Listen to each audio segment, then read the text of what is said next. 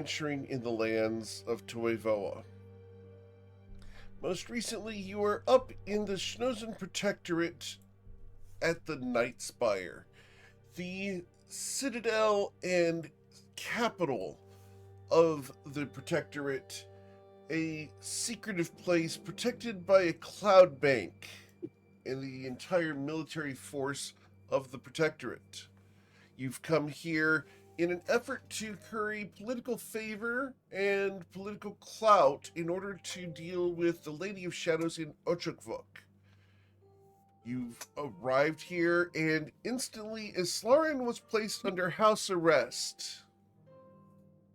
After being brought to her own house, you guys marveled at the luxury in which Islarian lived and was imprisoned in.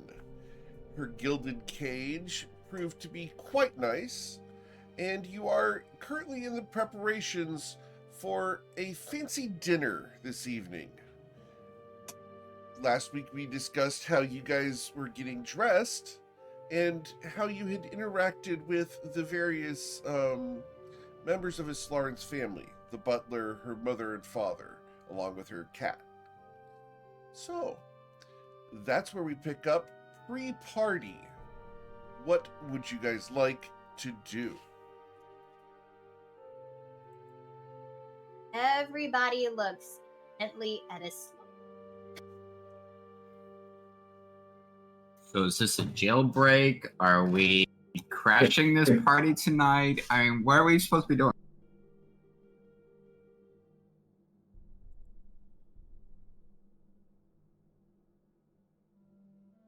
I think they're asking. I think it's got to be you, it's Lauren.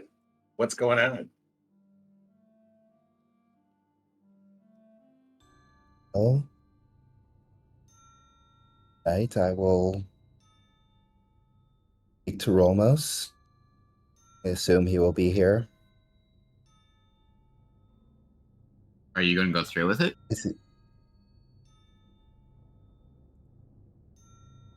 think he should be the first one I inform. Okay, I'll go with that. But just remember, whatever you decide, we're on your side, and we'll always be there. Thank you. Agreed. So do we need to come armed to the party tonight? I would not expect that. So just the dinner blade. Got it.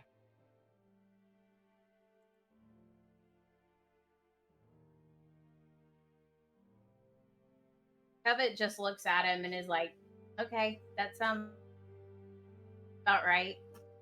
Because with Fae court etiquette, there's always a pretty decorative piece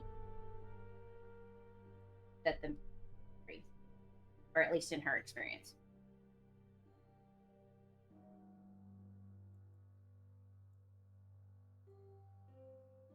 So who else can we expect at this dinner party tonight? Lauren, who could they expect at this dinner party tonight?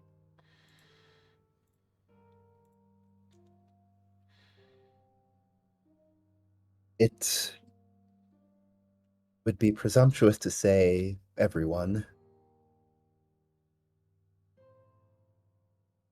So are you saying this is like the event of the season? Are we talking political? Are we talking Just a few intimate 300 friends or something?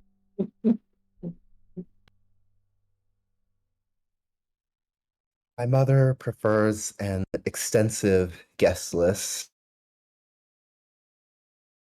Any occasion, but particularly this one, where I suspect people may be intrigued as to what is happening. so dressed to impress? Gotcha. Yes.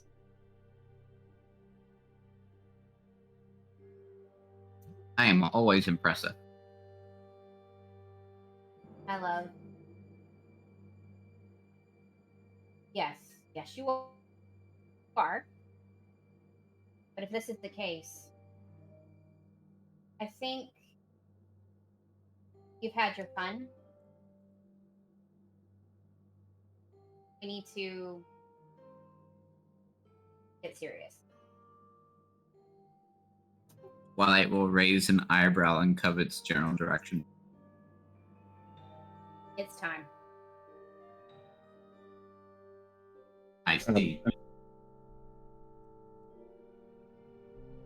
If I have a chance to talk with Twilight Covet, Ayla, and Eowyn at some point, I will let them know that I am going to be fully armed. So I will try to keep it underneath my shark skin suit, but I will, which will be very flashy.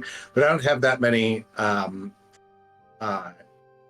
weapons anyway. It's really just my short sword. So I'm going to try to holster my short sword down my back, or at least in some place that is less conspicuous than normal. And I'll still have blades That's a and things. question. When you say holster it down your back, are you pulling a Wonder Woman where you hold it with the butt cheeks? How are we doing that? I am not expecting. I mean, I don't think that Kiki has much of a butt cheek to hold on to it with. So Okay. I'm imagining Well, I mean- it is just like It's a with a backpack. tail feather. I mean, it's up there Yeah. with like O and like, you know,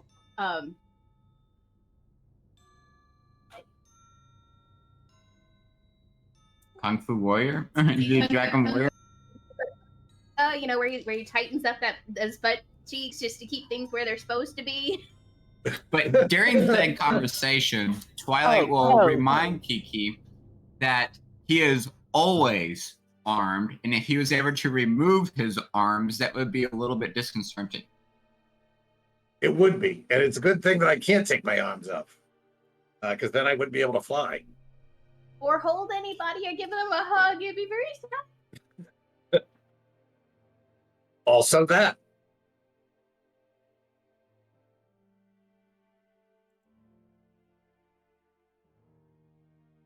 Well, no matter what, going back to Islarin, we've got your back. And Definitely. are you going in full military dress, or how do you dress for these occasions? I'm just gonna go based on what I know for where I'm from.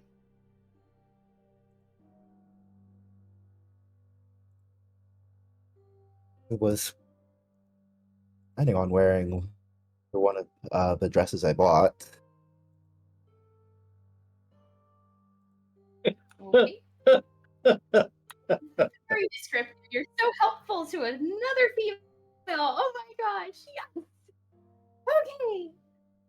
All right. So how much time do we have to get all this ready?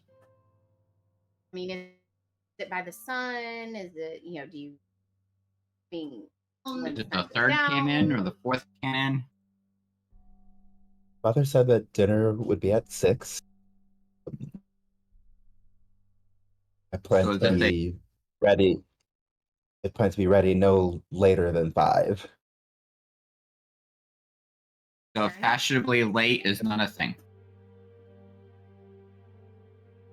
Lauren simply chuckles. I will take that as a no.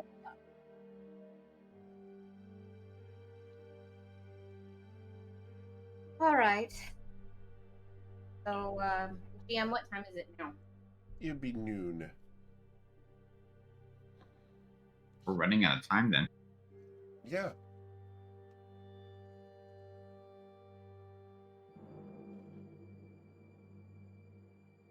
So, now what?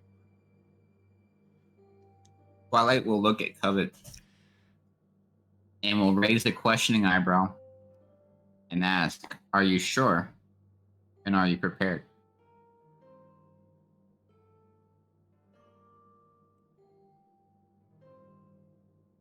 I'm sure. And I'm as prepared as I can be. I just hope that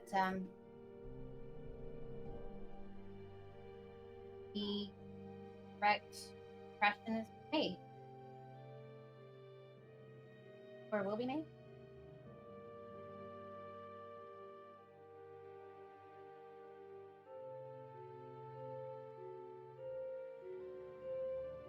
So be it.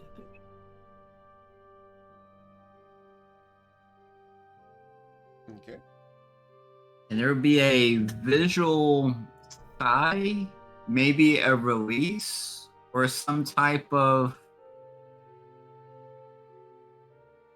Not quite sure, but there's a visual change. Visual change In facial expressions, in demeanor, in posture, Okay. and just overarching change. All right. So, you have 4 hours to get ready, 5 to be ready. Is there anything you guys want to do to prepare for this evening's festivities? I do have some. I do have a question. Yes, ma'am. For Islam. Um, so how well do you know this Volmus? Am I pronouncing that name correctly? Most.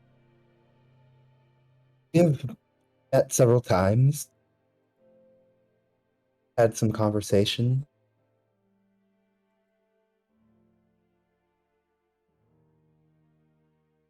I'm sorry. Never quite had heart to heart to speak. But had a generally favorable impression of him.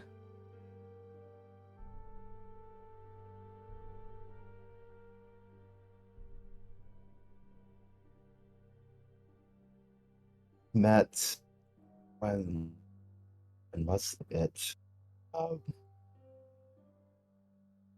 I must have been 15. We were introduced at a ball.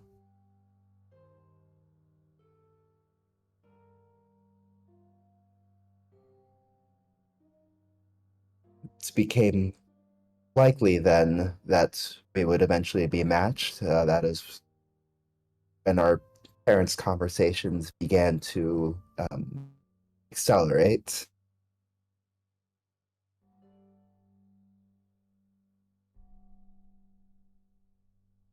Is that common amongst the protectorate peoples? Arranged marriages? Or is that It is far from unique.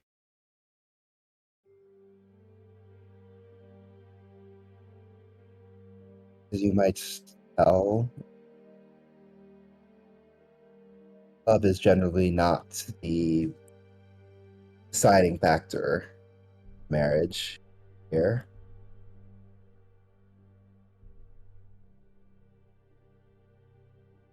The advantage one can gain, the status, or in someone of my position or my family's position, the alliances one can build are important.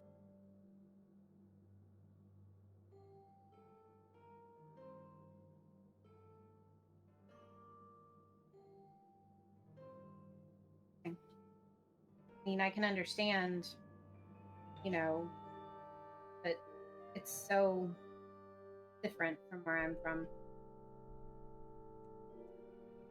But not different at the same time. It's hard to explain. I think they're a little bit more straightforward about it, don't you think? That's for sure.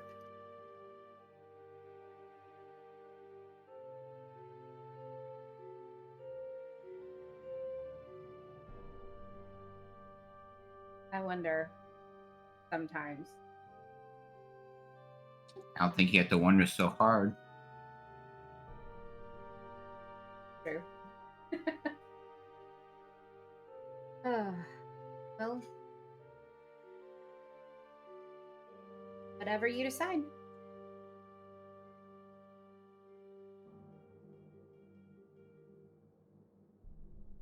Oh, you guys begin getting ready? Do you each go to your own rooms? How would you like to do this?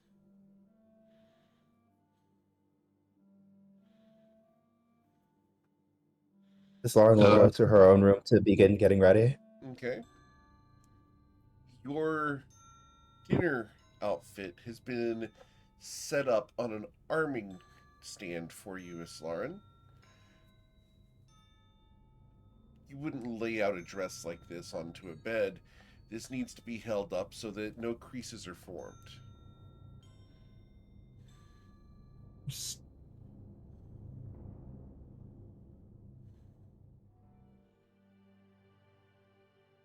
What does your dress look like, Islaren? What does your outfit look like? This one. Let's pick one.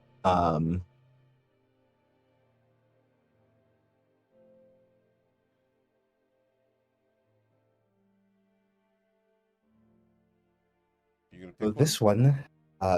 Yes, this one is a kind of shimmery, sparkling sapphire dress. Okay. To accentuate. I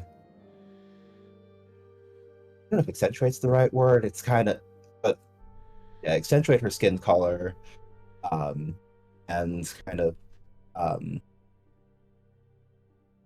think the best way to describe it is that it's tiered, it's kind of comes down in waves. Okay. Awesome. Seems very appropriate.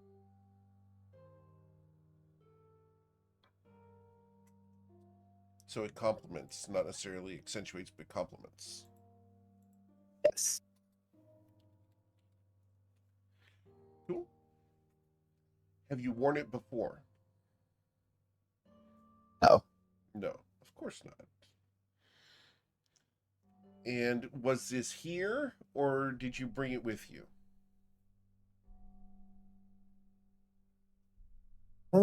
This is one that Islaren brought with her. Okay. Brought it from Nausha? Yes.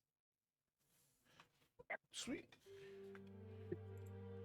Making a slight statement to herself, if no one else. And she will look around and consider what jewelry she'll wear with it. Okay.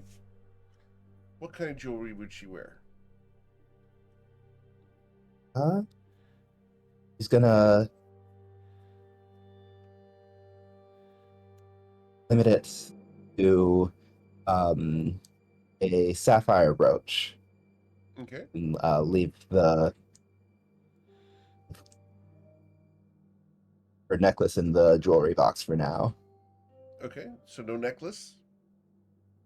No necklace. Any bracelets?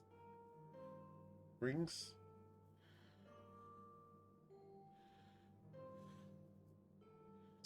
You know what? We're just.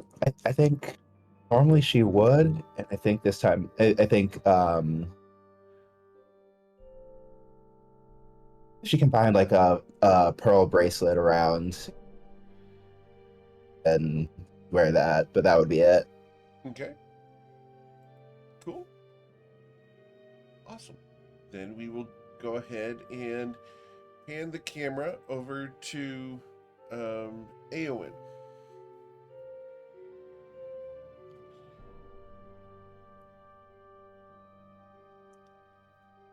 Aowen? How are you dressed?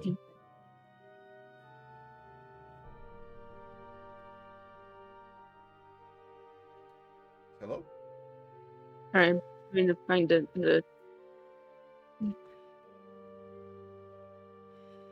You're gonna find the Me. outfit? Okay. Then, Yeah. while you find that, I'll check in with Ayla. Okay. Sound good? Okay. Okay. All right, cat. Ayla, Okay. how would you be getting dressed today? Ayla is going to wear a dark green silk dress, A-line with very full skirt. She wants to wear the necklace that Lauren made for her, which has green and pink stones in it. And so her dress is a dark green and has in the skirt iridescent pink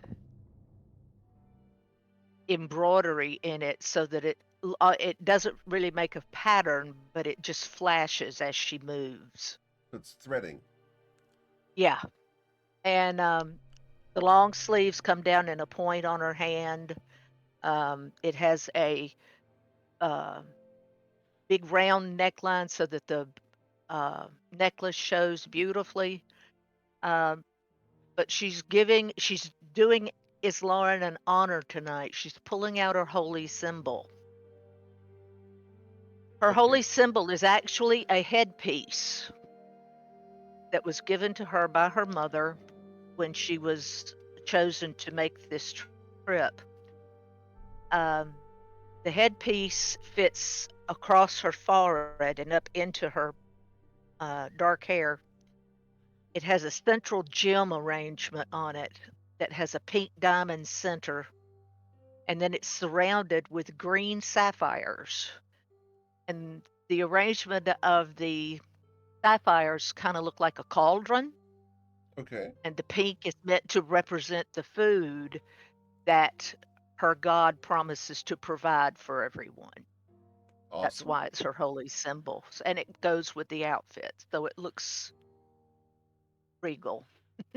Very cool. Awesome. Kiki, would you be getting dressed up? Didn't we get dressed for lunch? I think that this should be fine, right? It's my best suit. I think Kiki's not really going to have anything else to get into, so he's going to wear the same thing that he's been wearing. He'll use this time to snoop around a little bit. Okay. So he's going to snoop around the house and see if he can listen in, maybe overhear some conversations, gather some intelligence, try to find out if there's anything to worry about this evening. The clandestine Aarakocra. I found. All right. Then, I found the image. sure. So while Kiki is preparing to go snooping, we'll get back to him in a moment. Aowen, please describe your outfit.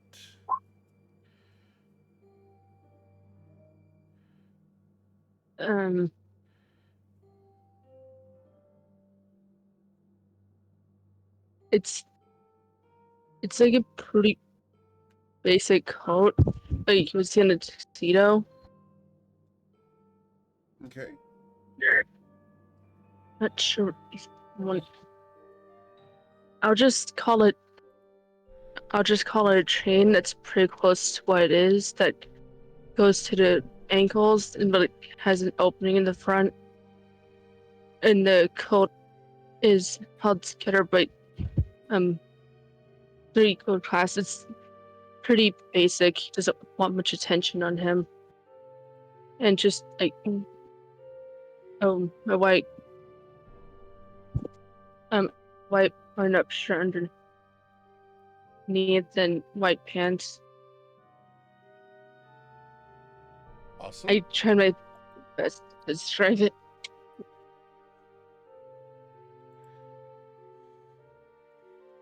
All good. So as he dresses up, we're going to then hand the camera over to Kiki, who sneaks out of his room and into the hall. He's running away. Shakik al-Nazir, where all Yes. are you going? I think so. I'm going to try to tiptoe down the hallway. And maybe peek in at some doors, listen at some doorways, see if I can. I'm specifically looking. I mean, the party. I'm assuming the party's doing what is doing all the things to get ready. So not so much looking to spy on them. I'm more seeing if I can find Islarin's family, or even better, if there is just see what's going on. See if there's people plotting. Roll Always your looking for investigation check.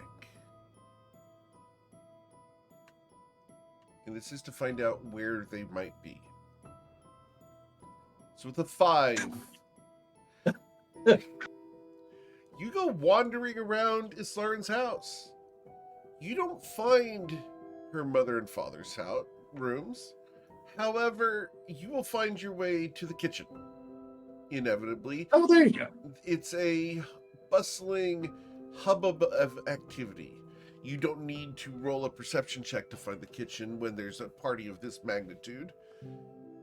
Would you go in? Or are you going to stand outside? No, I would definitely go in. I would go in and that the kitchen's the heart of the house, and so Kiki's going to go in and try to make casual conversation, talk to some of the people, see what they're doing tonight. Like how they're preparing, if there's any rumors, specifically interested in any rumors about what might be happening at the party tonight. So just get a lay of the land. You will find yourself... let's go ahead and find out. Can I get you to roll your acrobatics check? Because I know that you are familiar with this type of party. I'm sure you are, in real life. But yeah. Going into the kitchen at this type of event would be an acrobatic feat. And with an 18, yes. You're able to dodge and weave and stay out of the way. Yeah. Everyone's them passing. water flowing moment. Yes. It is a dance to work your way through a kitchen like this. It is bustling. People are moving trays and goods, all sorts of dishes and platters. There's entire pots of food going out towards the buffet. The canapé trays are set up on racks, the hors d'oeuvres. Everything is being put where it should be, and the jumble of smells in here is nearly overwhelming. You can see various types of seafood, vegetables, plant life. It's a massive spread. With a passive insight, you don't need to roll this. You can tell that no expense has been spared for this party. Food has been brought in from all over in order to ensure the best possible experience for any guest. Some of the chefs that are here are fumbling trying to find specific tools because they're not from this kitchen. And so the head chef of the household is having to direct them as to where to get the various utensils. It's bustling, but there's not a lot of scuttlebutt here. The kitchen staff seems to be very efficient and focused on what they're doing. They're trying to ensure that the waiters know exactly where to take each dish, where the various settings are going to be done, and there are a number of hourglasses and minute timers all turned, and if you look at them, you can tell that they're all set up to fire off in sequence so that all the dishes are going to be served at approximately the same time.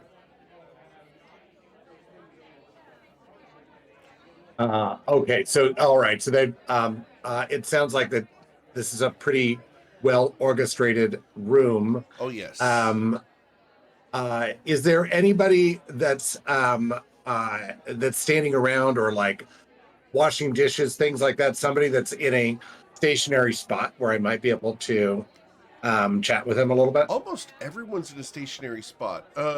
There are the people who are running to and from various places, but most of the cooks are standing still. The dishes are all clean, of course. They wouldn't be um, dirty otherwise, but any dishes that are currently being dirtied by the cooking process are being taken over to a dishwashing station that you can go over and hang out with. Please roll a perception check, though, while you are standing here.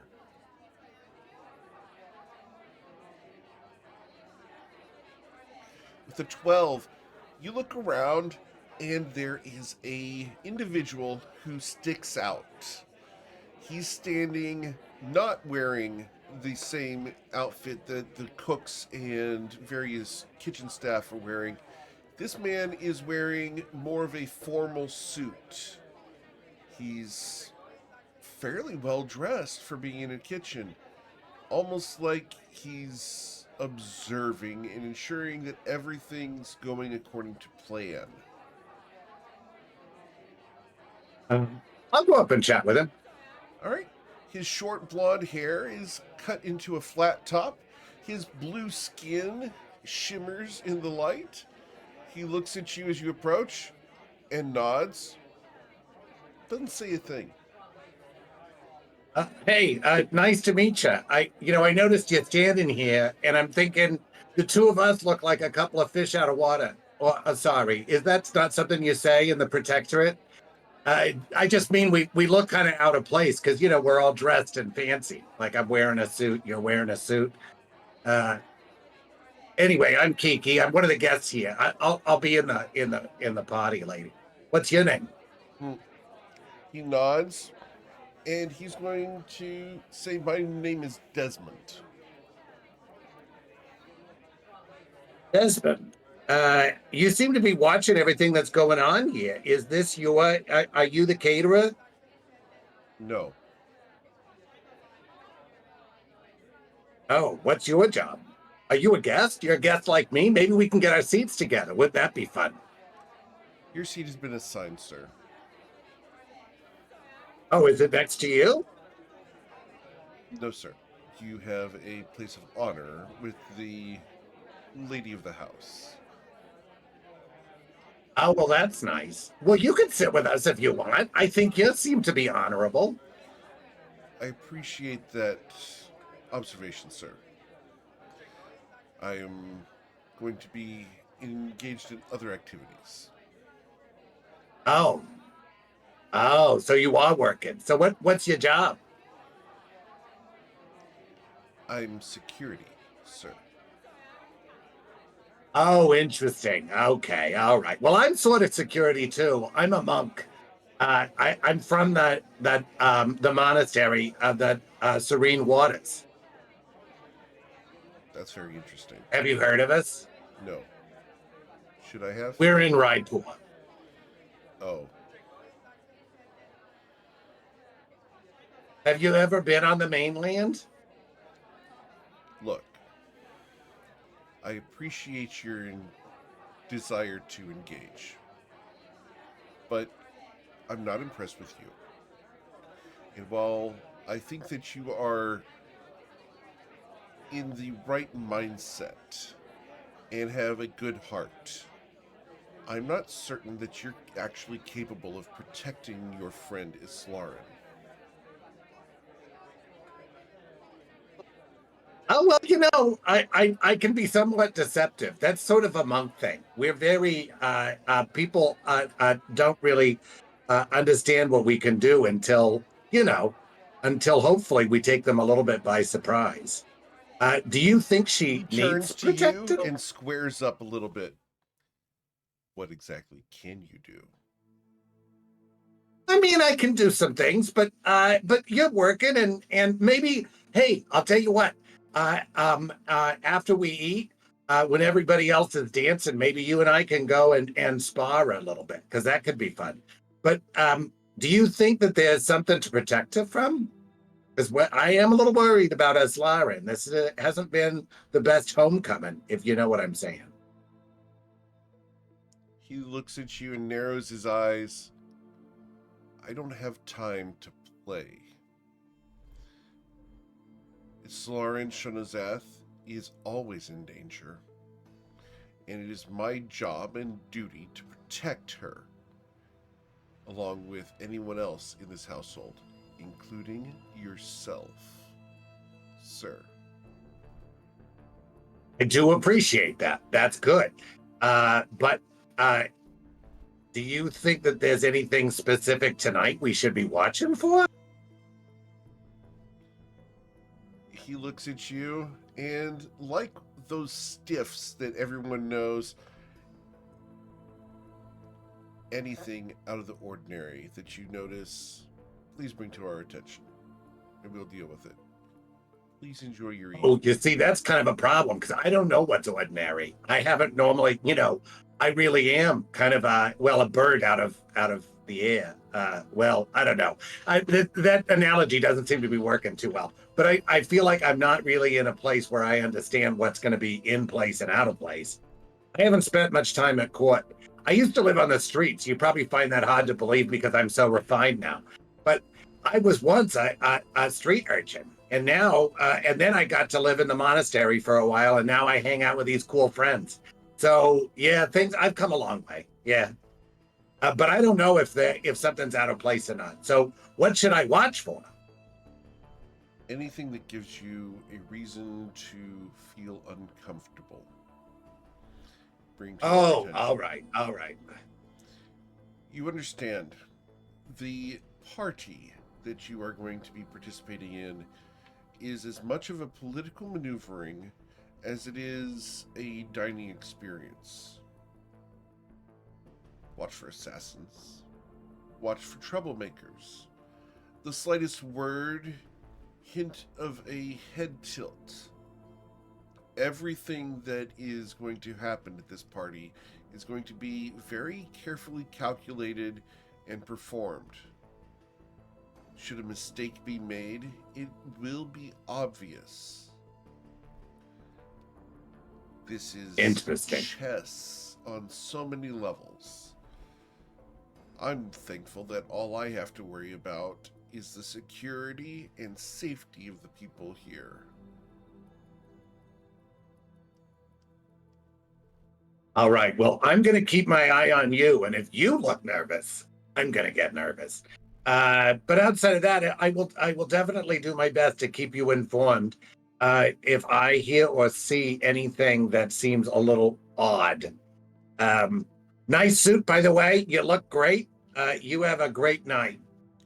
Mr. Al-Nazar, if you see me looking nervous, run. That's what I'm thinking. Hey, I was gonna stop by Islaren's parents' room and say hi and thank you for all the nice hospitality. Can you tell me where that is? No.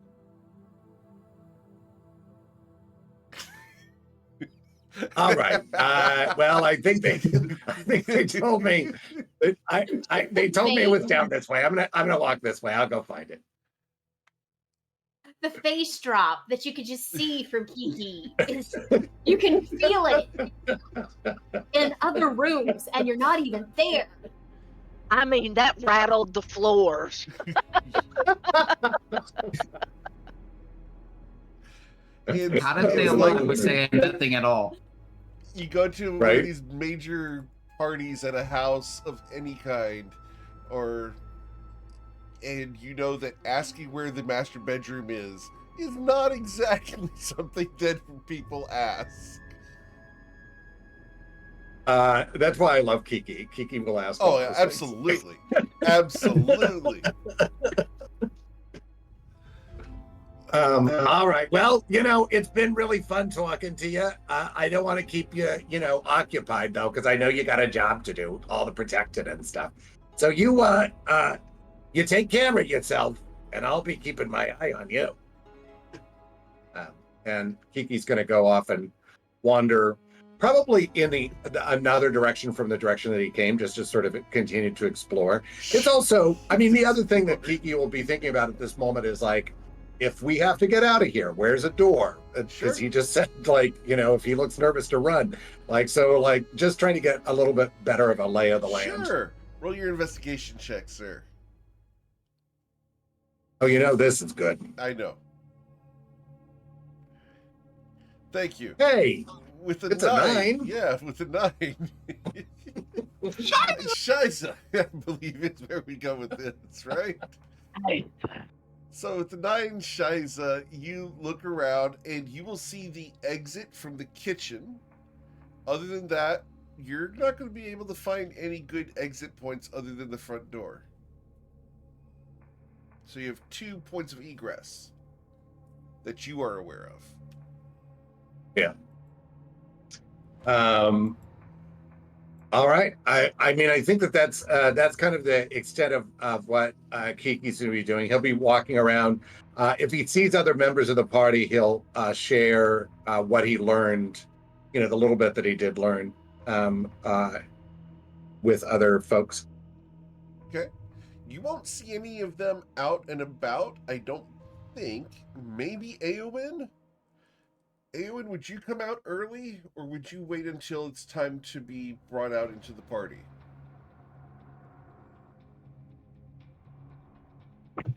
It kind of depends. Is the place crowded or anything? Not yet, but it will be. Then yeah, I wouldn't mind going out early for a bit. Okay. So you will see Eowyn roaming.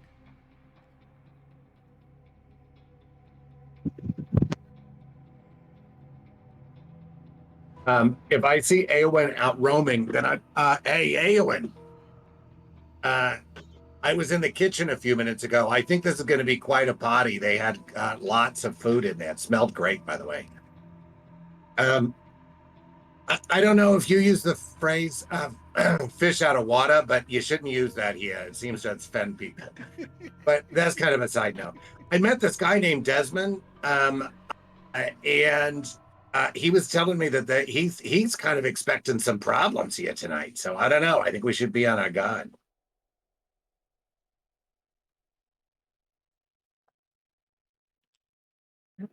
Sorry, you cut out near the end. What were you saying?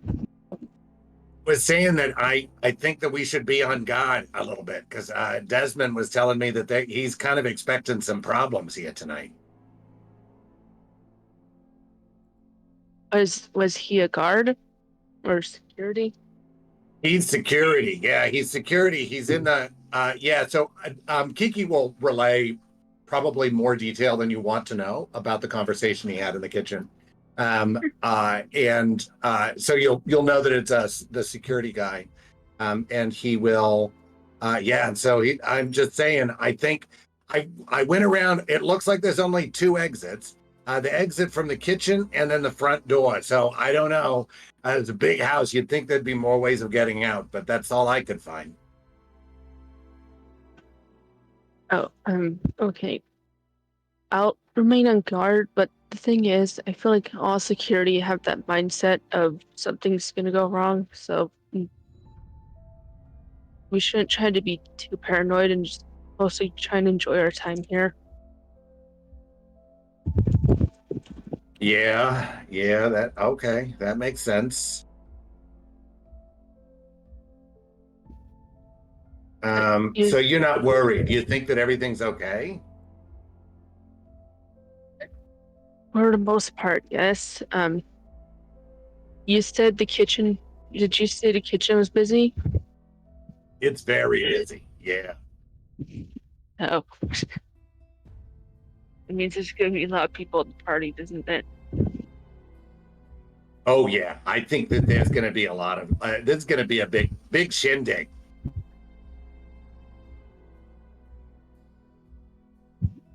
Well, I'm sure I'll find a corner to hide in or something.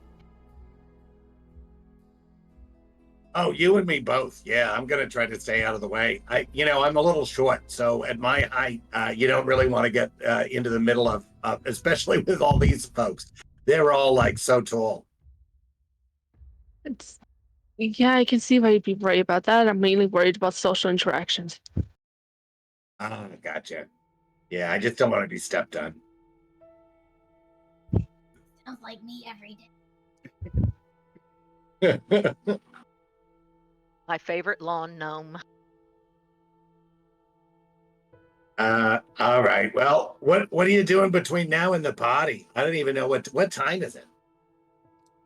You guys have about 2 hours before dinner, and it's at that point that the butler will come walking by.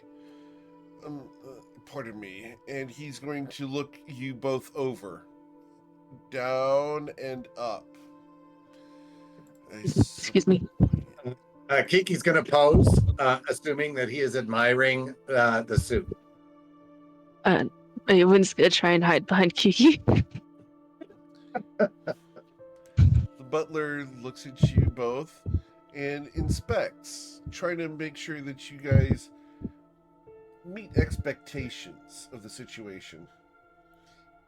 Pretty nice, huh? Indeed. Look, when I move my arm, it changes color. See how that? Isn't that cool? Isn't that neat? It's fancy. Indeed. I suppose it'll do. He removes a speck of lint off of your suit and smiles. Much better. Please enjoy the party. Should you need anything, please let me know. It will be a hustle and bustle, but the staff are here to serve.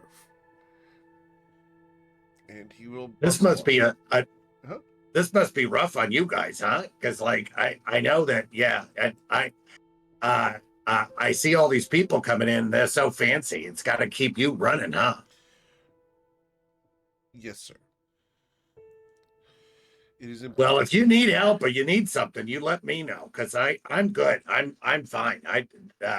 I'll be happy with just the dinner. But if you guys need something, you let me know. I like to keep busy. I'll remember that, sir.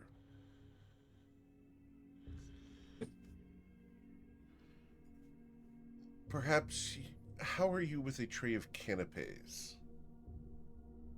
Oh, interesting. I don't know what canapes are, but I can hold trays. I think we've got it under control, sir. All right. Well, you let me know. Guests should be arriving in 10 minutes. All right. Well, I don't know if you got any entertainment for this, but Twilight and I have a little routine we do. He sings and I dance, so I don't know if you'd like that. It might be fun, a little bit while people are getting warmed up. We have musicians, sir. Oh, all right. Okay. Well, I just thought I'd offer. Thank you, sir. Most kind. Of course. And I'm sure at some point the entertainment may turn to that on a different occasion.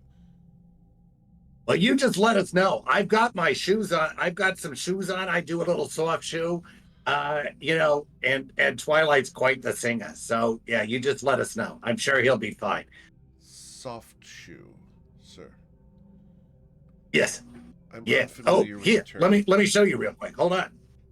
And he'll do a little soft shoe. Gigi, what are you doing? He looks at you like the class clown. Thank you, Eowyn. Hey, we'll just Hey, that take was away pretty from good, whatever right? this is. As you stand there doing your soft shoe in front of the butler, with Eowyn giving you some space, the butler is unimpressed by this display. I know you look unimpressed by this display, but I think secretly, in your heart of hearts, you're pretty impressed. He raises one eyebrow, turns, and walks away. I love it. I love it. All right. Well, he's kind of a nice guy. What do you think, Awen? I think you're embarrassing yourself. I don't know. I'm not embarrassed. I think that I did a pretty good job. That's not everybody can do soft show. How are you this confident? Eh, He has you a just gifting heart. you just don't look too close. You don't think about stuff so much. The thing is, that is my answer whenever someone asks me that question. Eh. I'm dying over here. This is great. He's like, it's not me for once. Yeah. Oh, goodness. All right. So, the doors will open and guests will begin coming inside. Musicians will begin to play, and people begin moving around. The canapes and appetizers are brought out. There's entire trays of glasses of wine. People are bustling and moving. One of the first people to walk in is a man dressed in a very nice military uniform. As Kiki and Eowyn are the only two currently out, you guys get to see him first. He looks like this. Have we seen him before? No. And what was that? Covet, was that you? You're seriously falling for this man? Nope. I don't know who that was. That wasn't Covet. Wow. You as the player, seriously, this is your type. I didn't hear nothing. I'm in my room getting dressed. Right. Mm-hmm. So, man in uniform, huh? Hello, Gorgeous man in everyone. uniform. Exactly. I have a type. Uh-huh. So, he comes in and sees the two of you standing there, observing him. He will come up and will click his heels as he stands at attention and gives you a slight nod. Sir. Sir, I will try to click my heels as well. do you have heels, sir? I don't actually. It's funny you should mention that. I'm They're wearing on the the boots, but I can do a little soft show, which is not really the same as clicking heels. Not again, Chichi, not again. God dang it. Well, he asked, Eowyn. This is canon from now on. He has to do soft shoe whenever he meets It's a somebody new. cultural thing. That's how he No. greets people. Oh my god. Oh, man. I mean, I don't know. Eowyn doesn't like it when I do this off shoe, so I'll do it later. Hey, I understand we might be doing some of the entertainment later, me and my friend Twilight. So you can watch for it there. By the way, I'm Kiki. What's your name? I am Rolmos. Nice to make your acquaintance, sir. Romos? Oh, are you in the military? It looks like, I mean, you got the military thing on, that all the little badges and stuff. Yes, sir. Thank you. I am. Here at the protectorate, because you're not really the same color as some of the other Tritons. I'm just not sure. Are you visiting? He looks at you and furrows his brow. Color, sir. Well, most of the Tritons seem to have like that aqua-colored skin. It's very beautiful. I mean, you have nice skin too. I'm not saying you've got bad skin, but you're not the same color as the Tritons. but I am a Triton. Oh, interesting. Okay. All right. Everyone will give a light smack to Chi-Chi's head. Something from coming, child.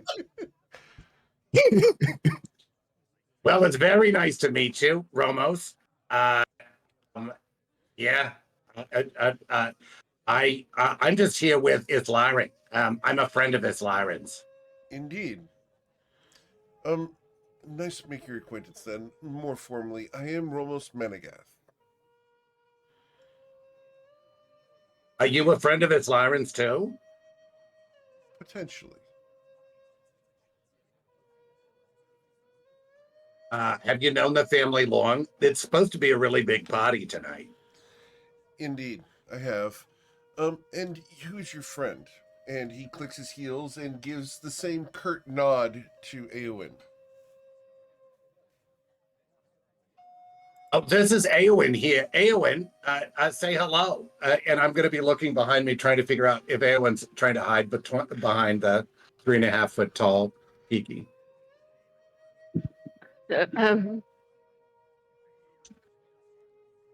Hello. Greetings, sir. And your dress is strange. It is not from the Protectorate. Where do you hearken from? Oh, well, I got it from Nausha. Oh, on the border of Reston.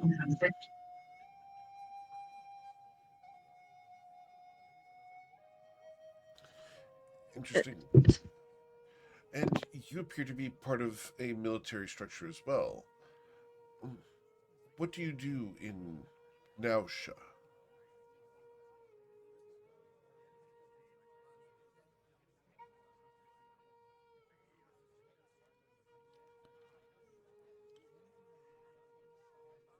Eamon?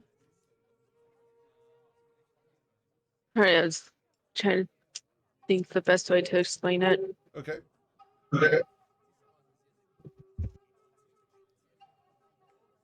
Well, it's pretty simple. I'm part of Blue Cloaks, so I think I'm pretty sure I just enforce some on stuff and keep trouble off the streets. Oh, the local constabulary. Are you familiar with the man known as Ronaldus Basil? Oh, I am actually. Is he as excellent as all the rumors say he is? Um, in his own unique way. Someday I would love to shake his hand for being such a hero of the people.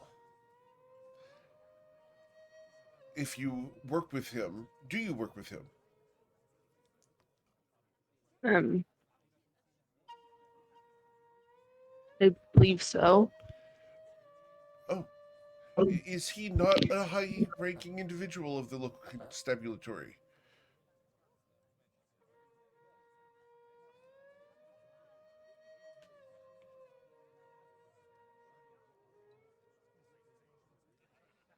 Sorry, what you cut out?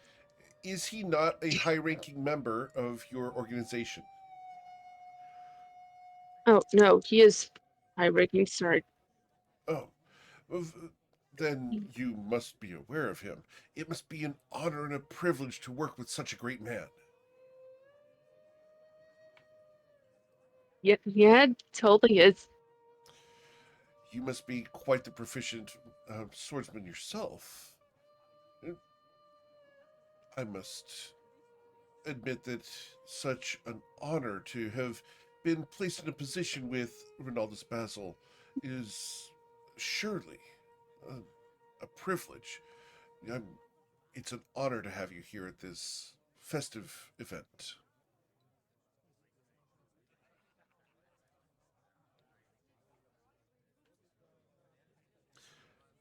Um, so how do you know Islaren?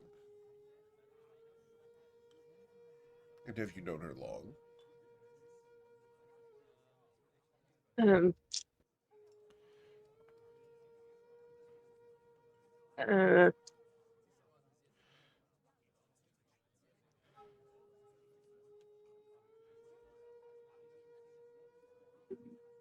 I don't think I want to really answer that. I don't know you too well.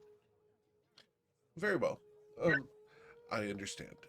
Secrecy is important, especially in foreign lands. Your political prowess is to be admired. I will not pry further. After all, it is important that you feel comfortable here at this event. It's been a pleasure meeting you, Eowyn, Shakik al Nazar. And he nods and gives again that heel click and curt bow. And we'll wander off towards the appetizers.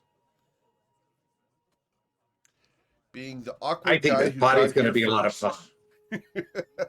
fun. I think this party's going to be a lot of fun, Eowyn. And we're already meeting some really nice people, don't you think? Aowen let out a tense breath he was holding in. Um. Yeah. Yeah. It'll be great for you at least, and whoever else likes people. I don't know. People are okay. But yeah, but it's going to be interesting, I think. We got to keep our eyes open. You're good because you stay away from the crowds. You can watch. I think that's what we should be doing is watching to see what happens tonight. Lady Shonozath will come down the stairs looking radiant. As she does so, she looks across and sees Rolmos and will avoid him. Instead, going to the kitchen to ensure things are going well. She seems to be in a rush. She'll see Kiki waving to her when she comes down. She ignores you.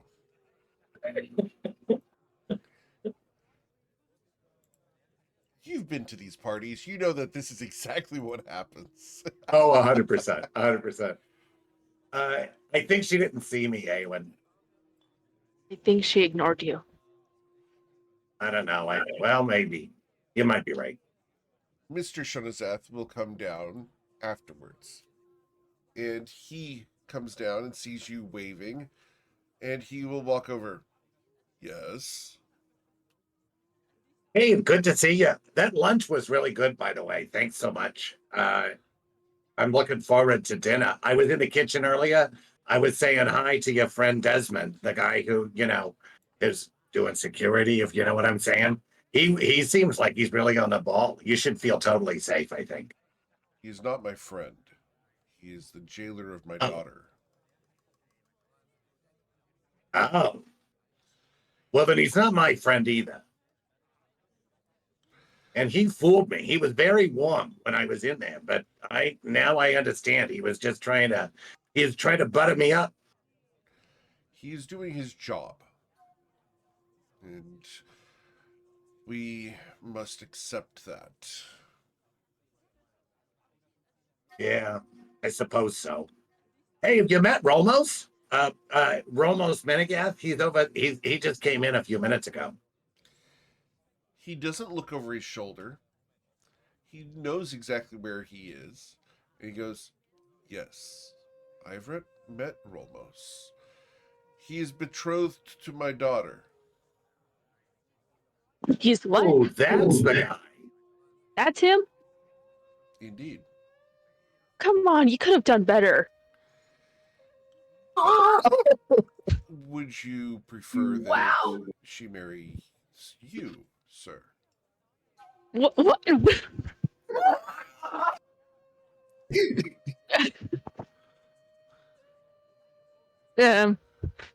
Not that. I just said. Well, I suppose personality matters too. Personality, it does matter. Honor, and the works of one's actions. A history of behavior, along with military position and political power. Do you have such traits? I'm just gonna say no, so you don't get the wrong idea. I do not want.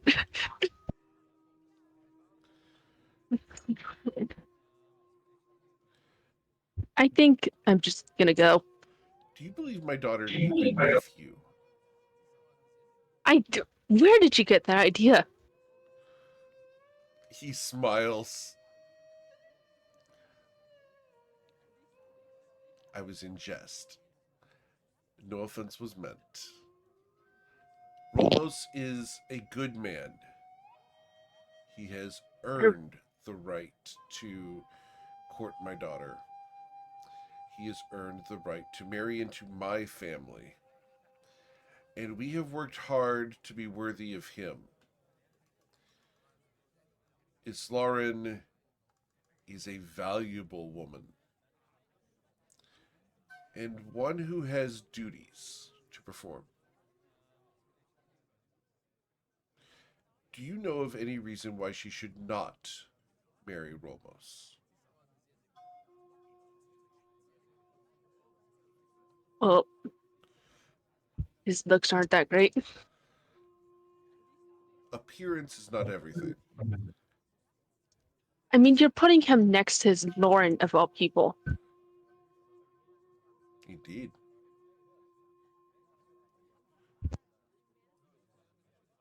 Eowyn, you've been granted inspiration by the Twitch chat for asking for hand in marriage. I did not ask for it. Then you can reject the inspiration if you choose to. Hey, Walt, is this gonna become a reoccurring joke? Maybe. God damn it. All good. We're not going to force it upon you if you don't want it, but I think it is a little funny.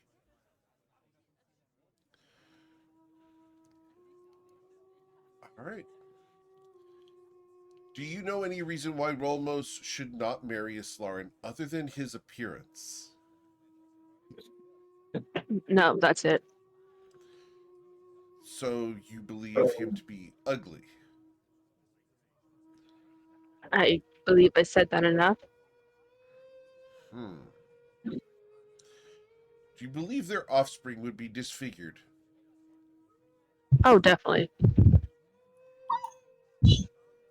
Please roll a persuasion check, Eowyn. Or deception. Are you lying or are you telling the truth?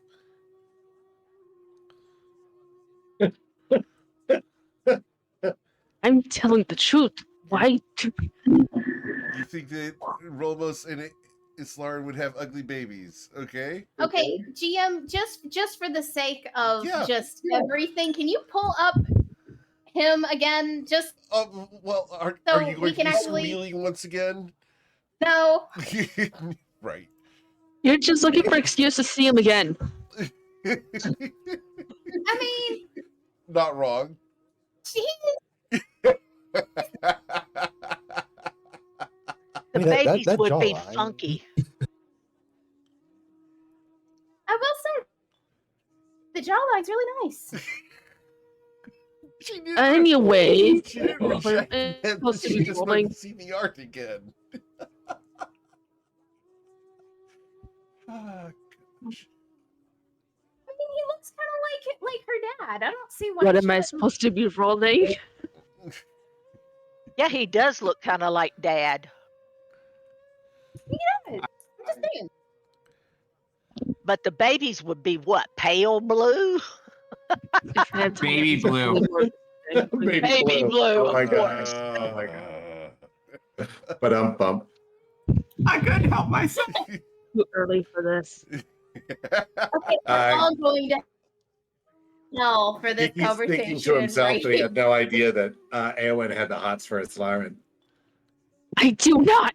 No, but that's in his mind. That's in his mind. That's going to go right up there with covetous pregnant.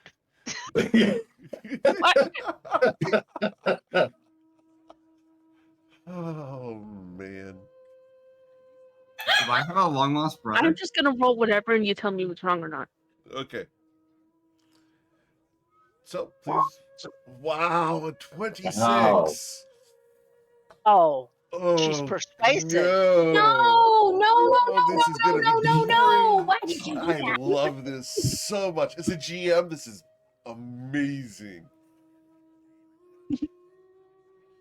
If only you guys were not stuck in your bedrooms at the moment, you could influence this.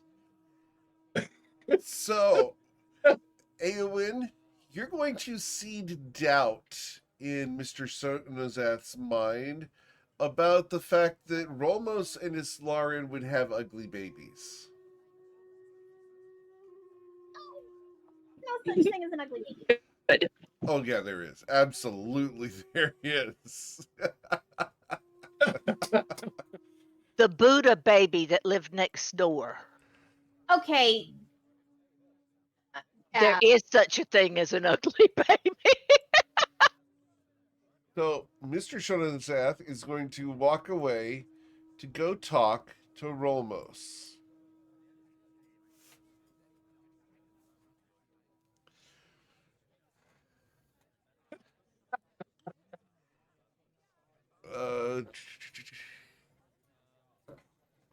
Goodness gracious. Too many sports fans. All right. All right. So more guests will come in and they will bustle about. It becomes pretty dang crowded after a while, and you guys will feel kind of out of place. People will try to greet you and welcome you and find you to be curiosities, both Kiki and Eowyn. Because you're foreigners in the Night Spire. The vast majority of the people you're running into are Tritons. Tritons come in all shades of the rainbow. They have a variety of hair colors ranging from white, pink, blue, purple, even bright yellow, all the way down to black. You are greeted each time with a heel click and a short bow. The ladies will curtsy and do so quite gracefully. Eowyn, what were you saying? Can I try and find a corner to hide in or something, or be off to the side away from the crowd now? Make your way into a corner. Would you want to sit at a table, or are you going to be standing in the corner? Sit at a table. I think standing would be awkward. Okay. Now, I need you to roll an insight check, please. Well, those are always. Ooh. All right. So, Eowyn, this is a thing that I'm not sure if you would have had experience with in real life, but sitting at a table as opposed to standing in a corner, and your character wouldn't know this, but sitting at a table means that you're welcoming other people to talk to you at that table. So it turns from being a standing alone thing to sitting at a table with other chairs where people will sit down and try to talk to you.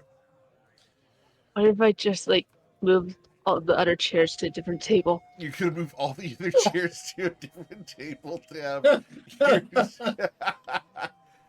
the as you do so, the servants will come by after you've finished and move the chairs back because that's what they do. They want to make sure that people aren't crowded at one table. So they're going to ensure that this table is occupied. Do you want to get up before they arrive? Because the two people who walk up are very rotund. They're very large people. You can tell these people have not had physical activity in many, many moons.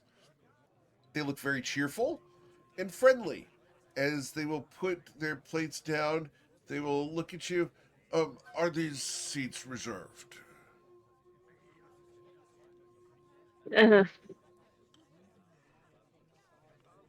Nope. Anyone would give a sigh of defeat and say, no, they aren't. Nice to make your acquaintance. Were they Ruffles? And I'll put that in chat for here. Uh, uh, we are friends of the family. Are you? How do you know the family? Um, I'm I'm friends with their daughter Ismarin. Oh, then congratulations and festivities upon you. My wife and I were her nannies growing up. We took care of her and ensuring that she learned to read. Oh, you did? Yes, we're school teachers and nursemaids. You understand. We do our very best to ensure that things happen well. Oh, yes, it's quite pleasant to teach people to read. Do you like to read? Yeah, I go to the library sometimes. Oh, how excellent! I would love to become a librarian, but I just never have time. What kind of books do you like to read? Uh, just sometimes fantasy or mystery novels. Oh, novels are so wondrous. They expand our minds. Oh, it's excellent. Do you like romance novels? I tend to be a bit of a fan myself. They're a guilty pleasure. No. Oh, oh, um, my mistake. Then you might want to go ahead and read some of those new draconic novels that they've been discussing. They're called The Wings of Fire. They're quite nice.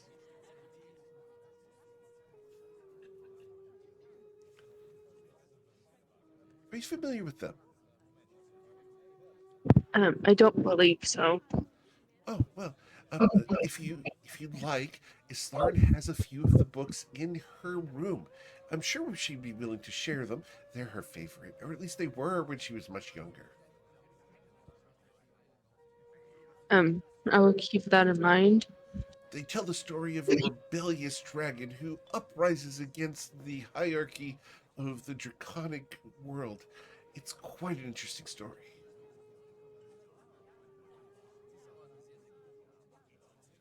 Do you like cheesecake?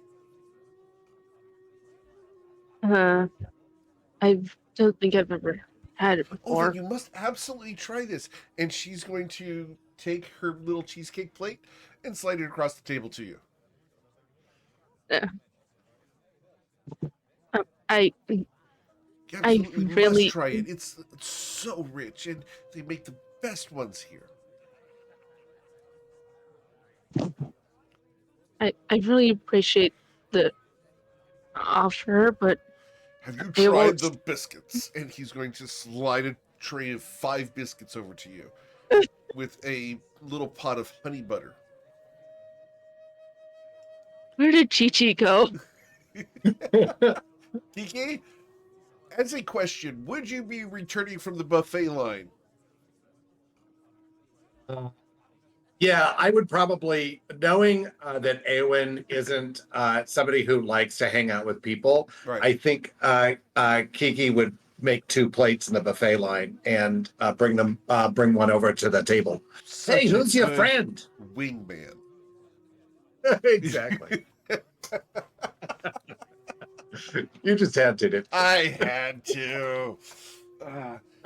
Kiki comes to the table with 2 plates. What all did you get for Eowyn from the buffet, Kiki? I would have gotten anything that looked fancy. So probably would have gotten like I'm imagining there's lots of different types of fish. If there's any shellfish, I would have gotten some of that. Um, hoping there's some pasta, would get some pastas. Maybe some vegetables as well. I would stay away from any bird of any kind because you never know if you're eating a family member. So I would try to stick with the ones that I know. Yeah, and bread, lots of bread. Lots of bread. So He's and, not a cannibal. so Kiki Caviar. is carb loading for Eowyn. Understood. Yeah. Carb loading with seafood. A little Yummy. protein, a little, and then some carbs. Hey, Awen, who's your friend? Oh, nice to meet you. I'm Rothless.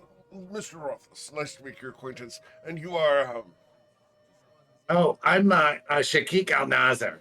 nice to meet you, Mr. You can call This me is my Kiki. wife, Lady Rothless. And how do you know Slarin? Oh, yeah. Well, we're friends. We're just we travel around a lot, kind of like family almost. Oh, traveling companions. So they will both lean in conspiratorially. You're the ones who help her escape. Oh no, I mean I think she escaped on her own, but we just sort of hung out with her afterwards. So like after she got after she left home, we sort of hung out with her. We had a lot of adventures together. And you may hear a song about it later. Indeed.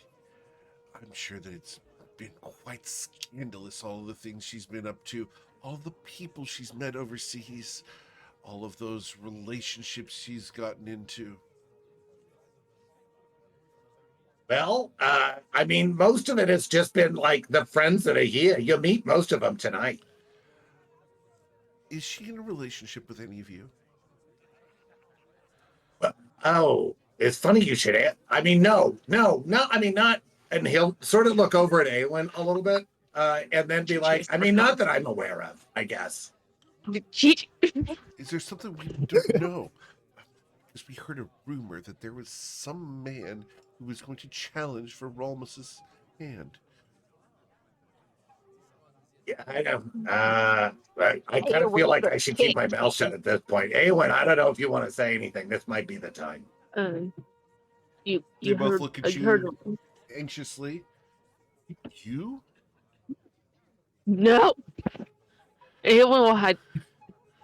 Everyone will just hide his face at this point. Oh, my mistake. I didn't mean to embarrass you. It just the gossip is so strong.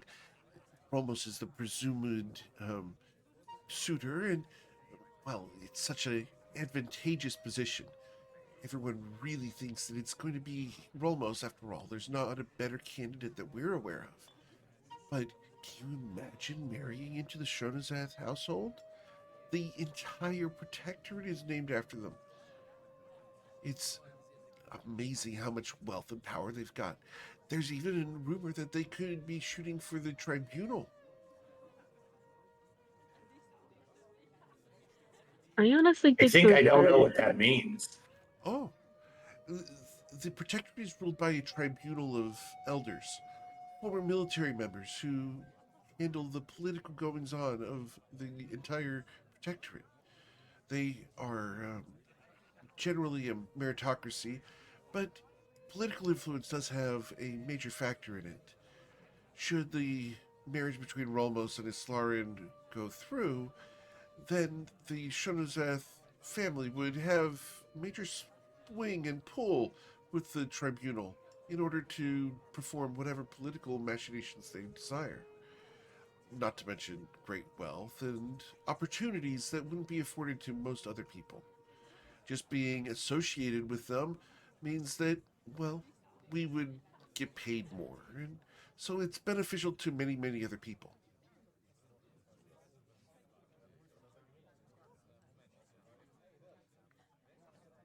No, I Slyrin, I mean, that's Aelin, that's a lot to take on. I mean, you know what? It's your business, so I'll leave it to you. What do you mean by that? Oh, nothing. I don't mean nothing. I don't mean nothing. You're right. This is just a rumor. I don't know where that rumor came from. It's at this point that Hila Taylor is going to be coming down the very long staircase in her dark green dress with shimmering threading. People look up as you come down the stairs. Very foreign. You stand out very obviously in this crowd. Everyone does a collective gasp as you come down the stairs. Like an angel descending. Lord Shonazath is going to come up to you and hold out his hand to escort you down the stairs. And I reach out and take his hand, giving a small curtsy to him, He and gives that follow him heel down the click steps. and snap bow. Lady Ayla Taylor, from far away. That's good. A friend of my daughter's, and welcome member of this party. Please, give her the gracious welcome that she deserves. And the entirety of the crowd will begin clapping. I acknowledge their clapping and follow Lord Sholazath down the stairs. And he will take you to an assigned seat. There's a small little placard there. You are the first person to sit down at this table. He will lean down and whisper, not too close, but just to where you're the only one who can hear. If there's anything you need, please ask. Thank you, sir. I do appreciate that. He will gesture to a couple of servants who will bring by a glass of wine and offer you several appetizers on platters. I will take definitely the glass of wine and will select several of the appetizers. They use little tongs to move them onto your plate. These look fascinating. I look forward to trying lots of new things while I'm here. The waiter looks at you and smiles courteously. Thank you so much for your attention. He nods and moves on. He's got a lot of other people to serve. Every so often, another waiter will come by, or waitress, carrying another platter with a different kind of appetizer. You won't see the same one twice. And I'll take one of each kind that's offered to me. I may not eat all of them, but I will taste all of them. Oh, no. Okay, we will come back to that here in a bit. Is that a Constitution saving throw? Oh, I don't know if goodness. it's constitution or wisdom. All right.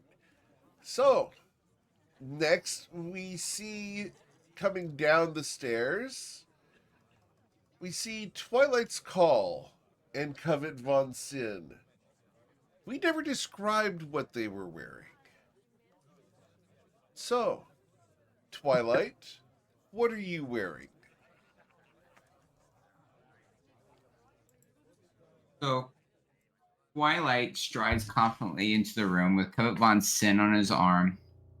At the top, he demonstrates a quick heel click and a short snap bow, displaying a presence and an air that he's actually never shown before. He is wearing a luxurious three-piece suit, a masterpiece of sophistication that accentuates his noble stature as he moves with grace and authority. The black fabric, tailored to perfection, exudes power and elegance, while the dark purple highlights a touch of regal refinement. The suit boasts a cut that is both sleek and refined. The jacket features a tailored fit with structured shoulders, creating a commanding silhouette.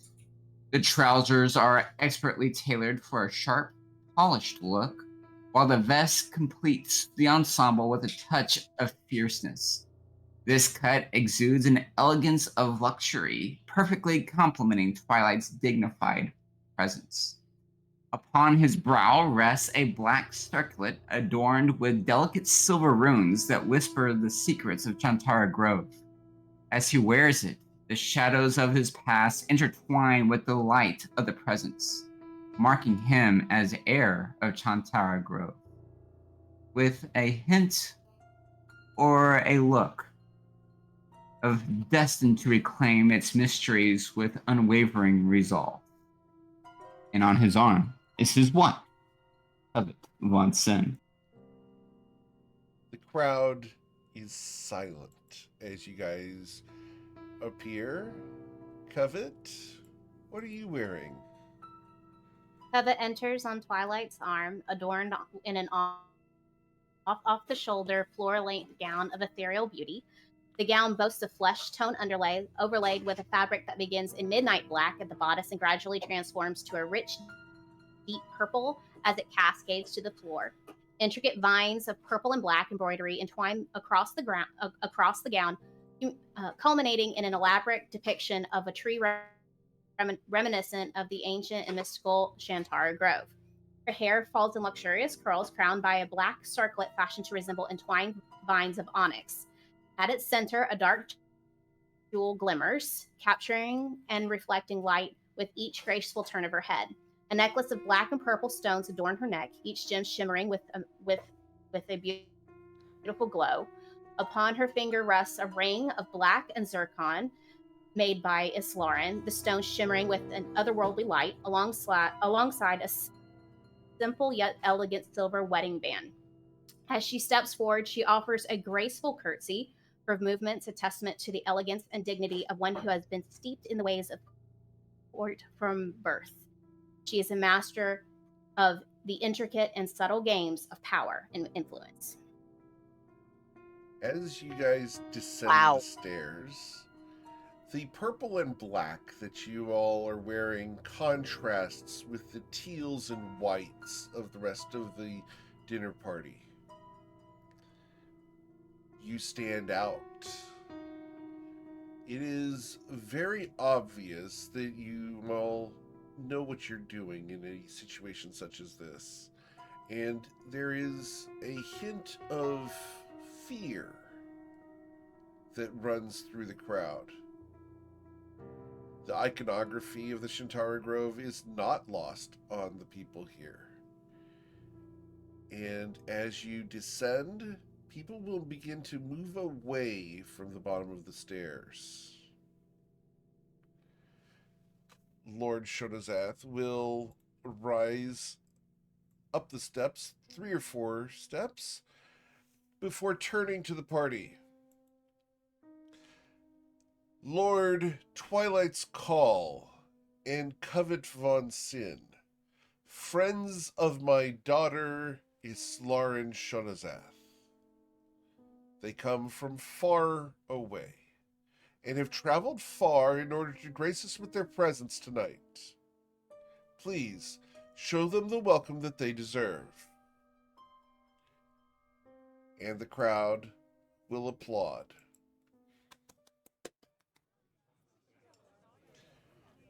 They will begin muttering and give you passage as Lord Shodazath will escort you down the stairs and towards the table. He doesn't reach for either of you, but rather simply leads. As he walks over, he will sit you next to Ayla Taylor. Covet, you're sitting next to Ayla, and Twilight is on the other side. I look at Ayla and say, "You look amazing, my friend." As you do too, and my goodness, I've never seen such an entrance ever in my life. That was amazing. Well, a statement must be made, and I think we did that pretty well. What do you think? I apologize for all the plates here, but being the cooking person that I am, I just want to taste everything. You look at her plate. There are 30 different appetizers currently on her plate. It is a mountain of half-eaten, tasted appetizers. I'm in my head, I'm keeping a list. of everything I like Yep, and everything I don't like. of course. So I'm beginning to learn a lot while I'm here. Sure. Awesome. So I'm going to. We said you had 30 of them, so we're going to see how many you dislike. You dislike 13 of them. The other 17 are very good. But there's something about the various mollusks and different flavors that are tailored to a Triton palate that don't quite mix with your tongue. Perhaps you need a better technique. So, Some of these should be prepared differently, but I'm not particularly fond of any of the raw things, like this not snotty sushi looking person? thing over here. Not like this snotty looking thing over here that's in the shell. Who decided snot was a good thing to eat? I think that's called a, a an oyster. Do you not like oysters? Is that what an oyster looks like? I've only seen them cooked. They look like snot when they're raw. When they're raw. Oh No, no, no. it's a an acquired taste. Well, it must be. It must be because I just can't take that slippery, slimy thing. Ayla, you will notice that Twilight did not make a joke at the mention of snot or things of such nature entering your mouth. And I do appreciate that, Twilight, more than you know. But you find this as odd. That was Yes, such an easy T-ball joke, and he I did know it not take was. advantage for a change. He was so good. He's trying to be elegant and refined. Not just elegant and refined, but there's an air of ominousness about Twilight tonight. Yeah, I think we're all on guard. As a question for I will come Twilight, up and whisper go ahead. in Twilight's ear and tell him, "Hey, don't worry. I talked to some of the people that set this up. I think we're going to be able to perform later."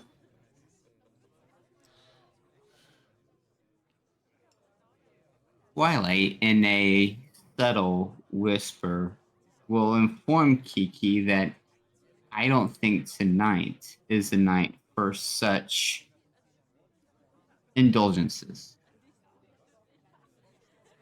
I think people are going to be disappointed. I told them that they would hear the story of Islaren. We shall see. Meanwhile, you've left Eowyn at the table with the Rothless, who are trying to. Oh my God, are they still there? They're still there, yeah. Mr. Rothless will repeatedly get up and get more buffet for themselves and will try to walk with you as he's being very social. But whenever he sees you going towards the head table, he will veer off to go to the buffet and get stuff for his wife and extra things that Eowyn should try.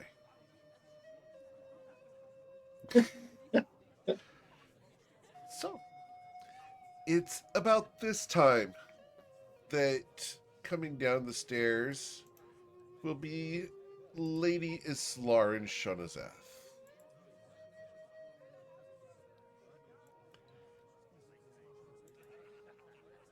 Islaren, as you come to the top of the stairs, your father will come up and will stand with you before you get to the top and whispers, "You look beautiful tonight.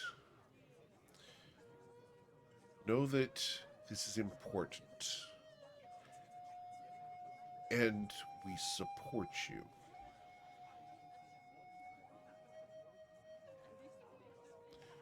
I look up slightly surprised at that a sentence. please reset my face to expression, like the expression that would be expected of me of just regality and collectedness. Okay. Thank you, Father. I love you. And he's going to kiss you on the cheek. Whatever you decide, Arden tries very. I'm here.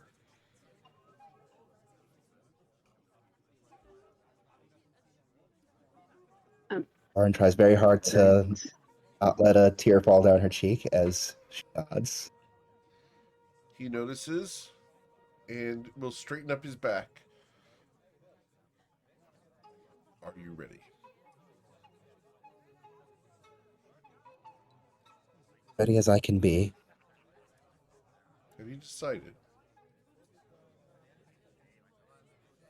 Yes. Very well.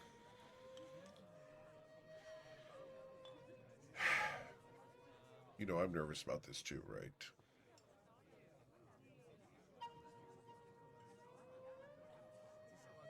Strangely, I am not. Well, that's why you're better than I am. And I'm proud of you. Proud that you took a stand against the law. Proud that you have decided for yourself how you want to live your life. Even if I don't agree with it, I will support you. Is that understood?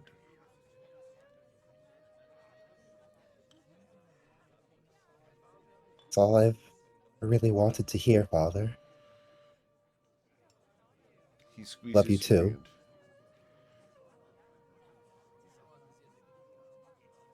I know that whatever you decide will be right for you. And may this entire mansion burn if anyone oppose you. Oh, That's so sweet. So, he gives you one last hug, looks your dress up and down. We'll move one of the folds of the dress off to the side. Here we go. He holds your hand and holds it aloft just so that you can maintain your balance, providing just enough support that it acts like a handrail, solid and reliable. His hand might as well be made from concrete. You're able to follow him as he moves down the stairs. As he does so, the crowd will once again go silent.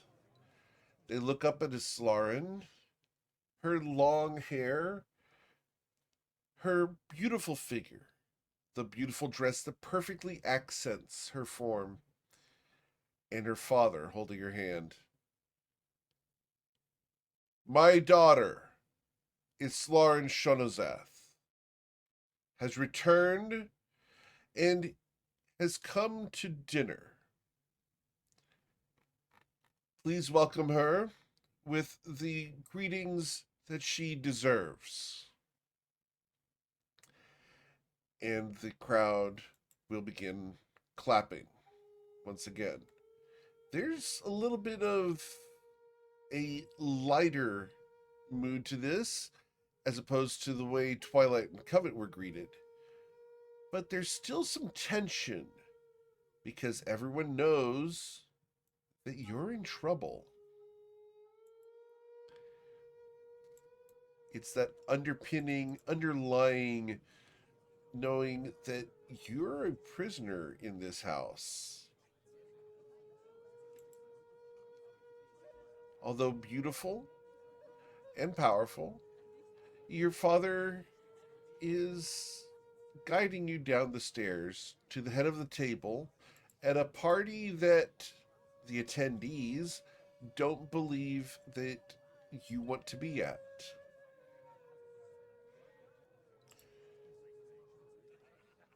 As we reach the bottom of the stairs, I will give a nod to my father, will disconnect my hand from his, take a step forward, and speak out to the crowd and say, "Thank you all for attending. I look forward to speaking to each of you in turn." Then I will look toward Rolmos. He's not in his seat. He's missing.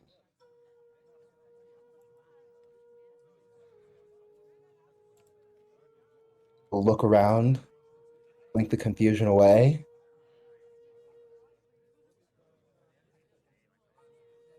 and allow my father to escort me to the table. Okay.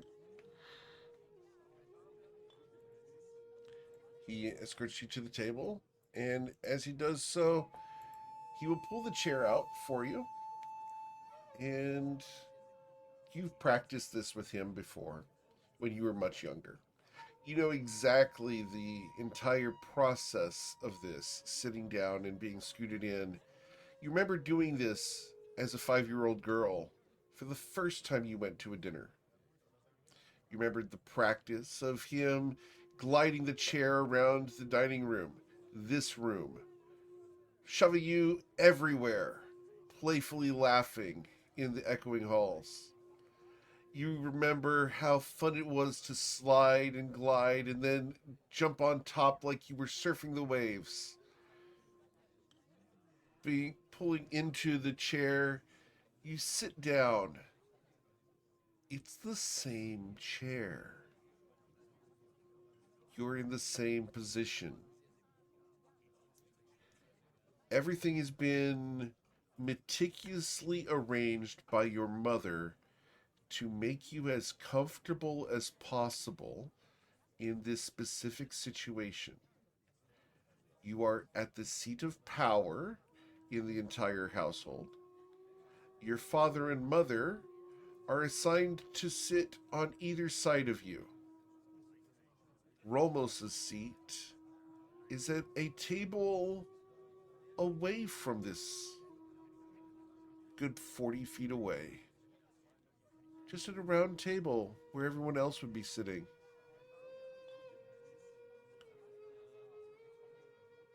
Based off of the positioning of the table, your placement, you are the most important person at this party.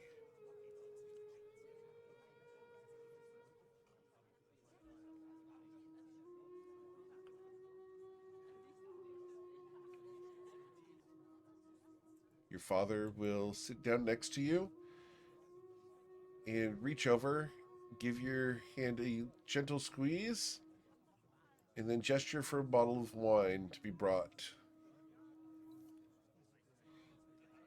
You'll be served by the servants. You've never seen them before, but you've been gone for a few years, so it's not surprising. They will come by with appetizers. At which time you see that Ayla gestures for an appetizer, and you look at her plate, and it is a pile of appetizers. It is going to be a near impossible task to withhold a grin from your face. You look Absolutely. Like I was even about to say, like Thorn smiles at that. You look next to her. Covet and Twilight are sitting there, ominous in purple and black. You've never seen them dressed like this, and Twilight's usual jovial face is serious. You see the look of someone who's ready to kill.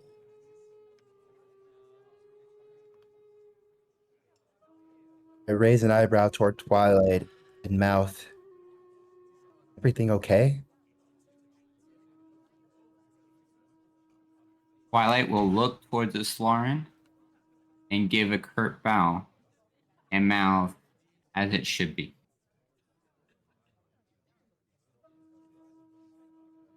Nods.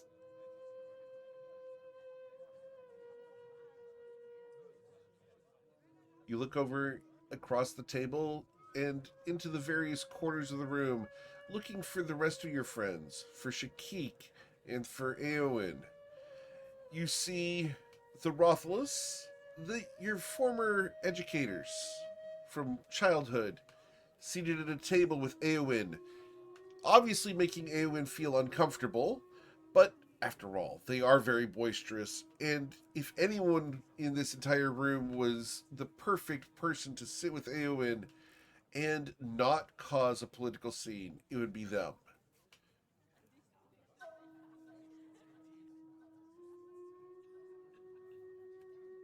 You see Kiki bringing another plate of food to Eowyn. Would Kiki be doing a little bit of a soft shoe skip as he crosses the room? I mean, only if he notices other people noticing him, then he might do a little bit. Yeah, a Um, shuffle.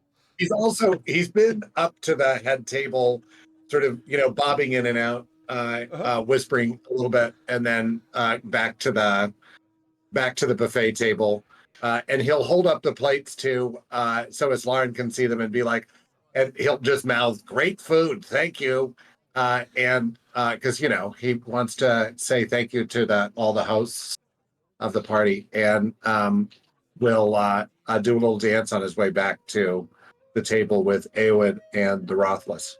Okay. Cool. It's at that point that you do see Rolmos returning from the buffet table towards his.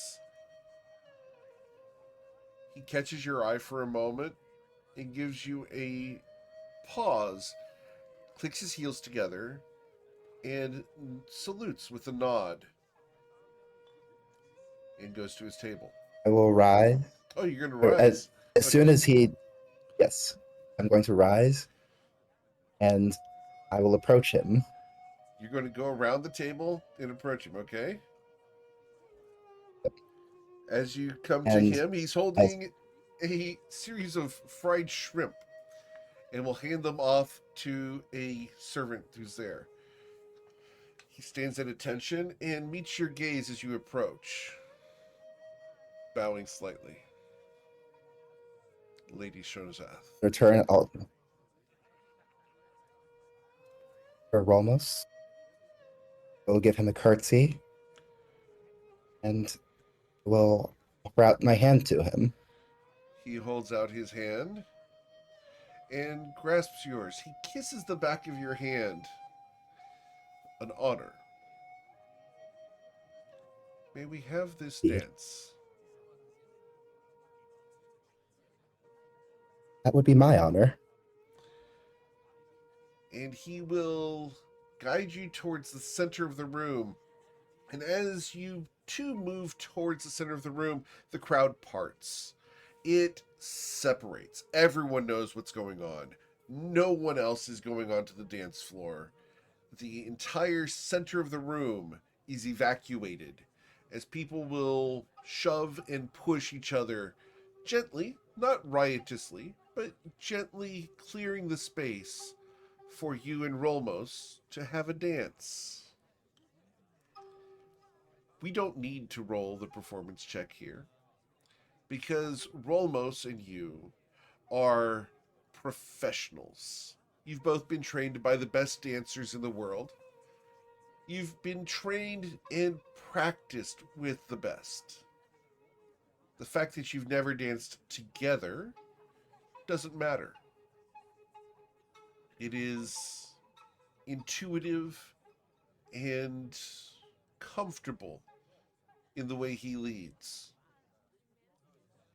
As the music starts, he holds your hand outward and reaches for the small of your back. not intrusively, but assertively enough that you know he's asking for permission. I give a very subtle nod. He holds the back of your back, the lower back, pressing his hand there. You understand that, unlike your father's concrete hand, his is assertive but responsive. His hand is there to understand your movements, your desires for the dance. And while he will lead, he will pay attention to every motion you make, every muscle that tenses, so that he can proceed appropriately. Nothing that he does will be uncomfortable to you. He is paying attention to your eyes. He's paying attention to the hand in his. And as you dance around the room, it's like flying. Your feet glide, his do as well. A more pleasant display of dancing has never been done before. It's like swimming. For those watching, Islarin's hair is flowing. She is being twirled around. She is doing feats of nautical bliss with Rolmos.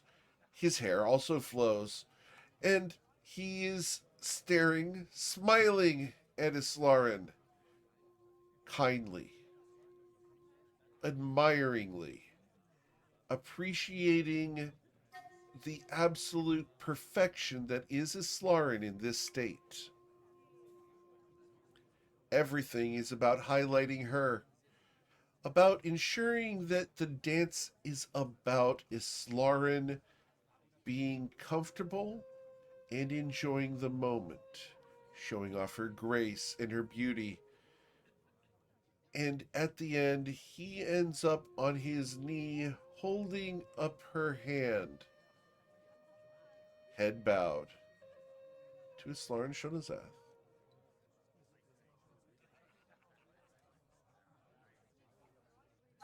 The crowd cheers and applauds as they've never seen a dance quite this way. He rises to look at you in the eyes, Islarin. Withdrawing his hands, he holds the fingertips of your left. Pleasure, my lady.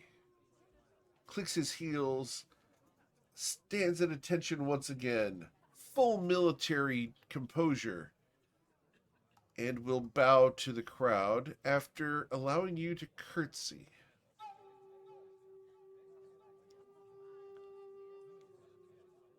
I will whisper to him, pleasure was all mine. He cracks a grin. His stone-faced attempt to remain poker-faced fails.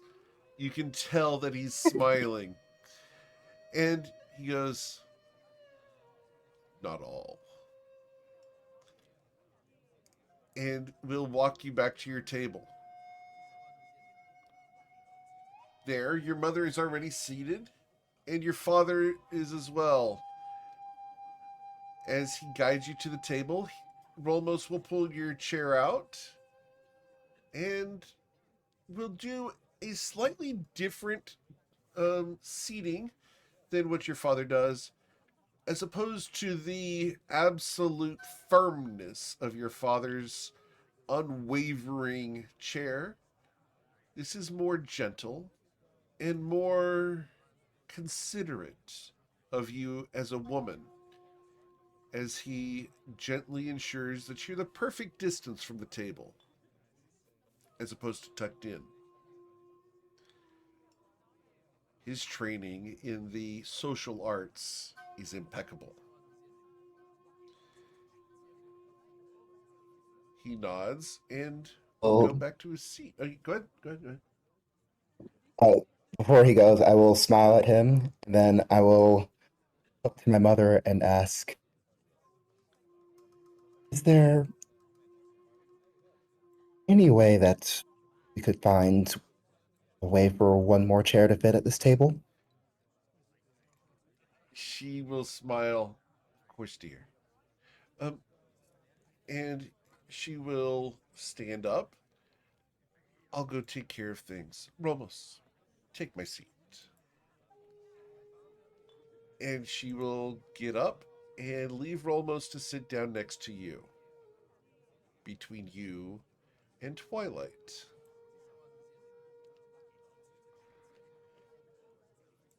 Rolmos sits down. Thank you, my lady.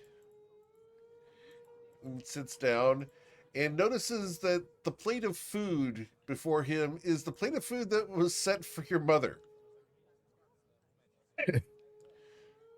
I will see if I can catch the eye of the servant that he handed his food to earlier. Right? Please roll a perception check. We're going to gloss over all the niceties, but here I'm going to make you roll your perception check. With the 21, you know exactly where that servant is. You've paid attention during the entire dance as to where that person was. They'll come Girl, over. wow. Oh, yeah. They'll come over and they will take Lady Shonazat's plate and replace it with his. He nods. I just want to make. Go ahead. I just want to make a point of observation. Is as smart as her mother is, I'm surprised she didn't already make the change prior or during the dance. She would not have made that assumption. That's a little presumptuous. Yeah. By doing it this way, her mother is allowing it to be Islarin's decision as opposed to enforcing her will upon her. Which would not be lost on Twilight. Yeah. So, as Rolmos sits next to you, he finally lets out a bit of a breath, and you can feel his energy lessen just a moment. Just for a moment as he relaxes. He'd worked himself up for that. He'd been nervous all day trying to perfect that. And he will whisper to you. It was impressive. Thank you for the dance. Of course. I wasn't sure how I would be greeted. That is understandable. I had not given much cause for reassurance on that matter. I'm sorry for your welcome to your home. It was outside of my control. The laws are the laws, you understand. Of course, I expected nothing different. If I any harm had come to I you, I would like to know about it so that my men could be punished appropriately. know everyone was entirely professional. Even I expect that I was treated even better than most others in my position would have been. I'm glad. Again, my apologies for it having to be done. My hands were tied. There's no apology needed. Indeed, it is I who should be apologizing to you. No apology is accepted, Lady Shonazath.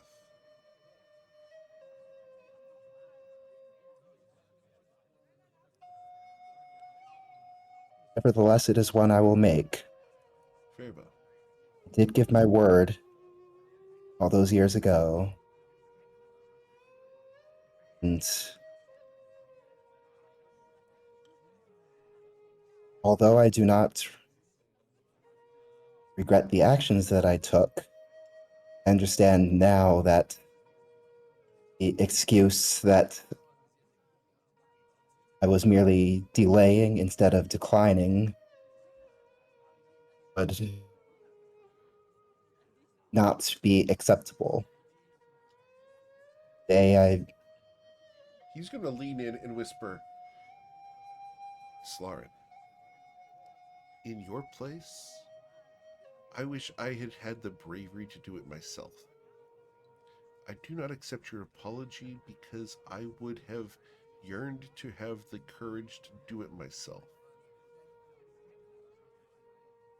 I do not accept your apology because you do not need to apologize to me. It is I who should apologize to you for the actions of my parents.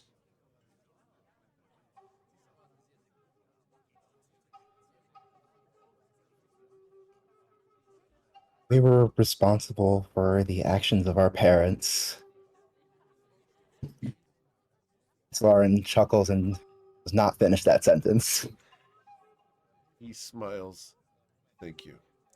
And now I must perform some niceties. You understand. Won't you introduce me to your very nice friends? He gestures to the other side of him, where Twilight's call is ready to kill him.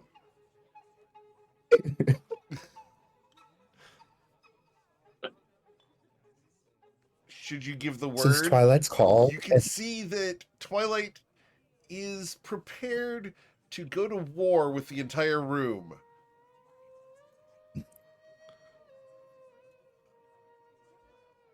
It's Twilight's call and Covet Von Sin. A pleasure, sir. Twilight will give a short, curt nod. He will reach out a hand for a handshake to you, Twilight. He will return in kind. It's a firm handshake. Not squeezy, but just enough to give that assertion of manhood. You know the kind. Yeah. The kind that every man likes to receive. And it will be met accordingly. He raises an eyebrow. And, my lady, as he will not reach past Twilight, he knows better than that, but will slightly rise in his seat to give you a bow, Covet. Covet sits a little taller. I'm assuming we're all sitting. Yes. And she sits a little taller and nods in his direction and says, "It is a pleasure to make your acquaintance." Pleasure. And you are enjoying the food, I see. As he looks past at Ayla Taylor, who has just put an appetizer in her mouth. Timing it perfectly. Ayla nods. Almost, this is Ayla Taylor. A pleasure. He again rises in his seat to give you a bow. Covet opens her fan that she always keeps in her pocket and puts it in front of Ayla's mouth. And so Ayla she can take swallows it quickly. at the same time. Rolbos is going to smile broadly, as this is the funniest thing that he has seen all day, other than that Eric Kokrish soft shooing across the room.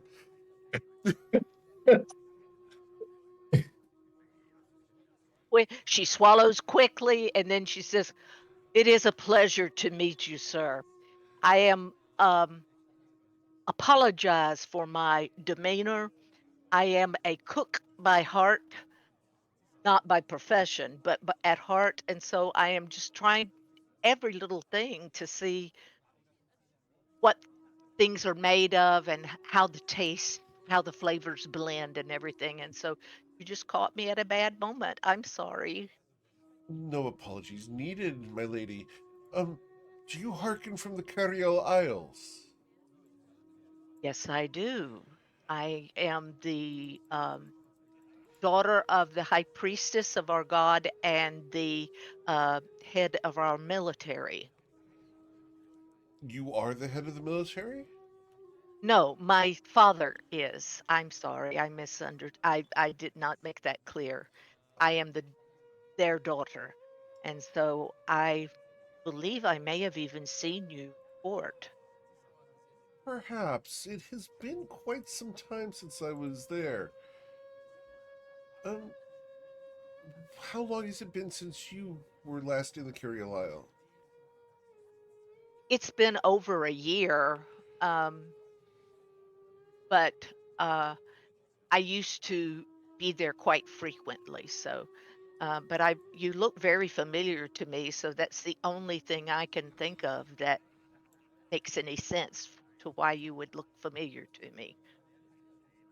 So, you said your last name is Taylor, as in Elwyn Taylor, the um, individual who is in charge of the Temple of Vulpes Dignus, Yes, and yes, his wife Ealga Taylor. yes. That's my parents. I am on my pilgrimage for Diagas. Ah, interesting. Um, from what I recall, um, when I knew the tailors, they were seamstresses and tailors, as opposed to actually involved in the politics. Has that changed? Oh, yes, sir. Yes, sir. My mother was always a deeply religious woman, and we had a situation arise where we had to come to battle with with another group of people, and my mother gave herself to the temple and has risen to the position of high priestess. My father joined the military to help defend our home, and because of his experience before he ever came to our island, he was made an officer and rose quickly in the ranks. Understood. Ah, well, developing one's political stature is, of course, to be admired. Ah, I still have a suit of clothes from the Cariel Isle that I use when I sail. It's quite durable and well made. Your parents are to be commended. They are my Thank favorite you. tailors of all time. Mother still does some sewing on the side, mostly for people whom she loves and for special occasions. Um, but this time it's a little different because she can actually add a little some divine touches now that she's high priestess. So it makes it very special for new babies and things of that sort. Indeed. It's Lauren. Ayla Taylor here is the daughter of the best tailors in the world. You remember the white outfit, the linen one that I used during the last competition, the sailing one, the Grand Armada, the one that I won by 3 leagues? That's the outfit that I wore. It was made by her parents. It's a small world. Very small. Very small. And I believe it was 3.5 leagues. He smiles. She's exaggerating.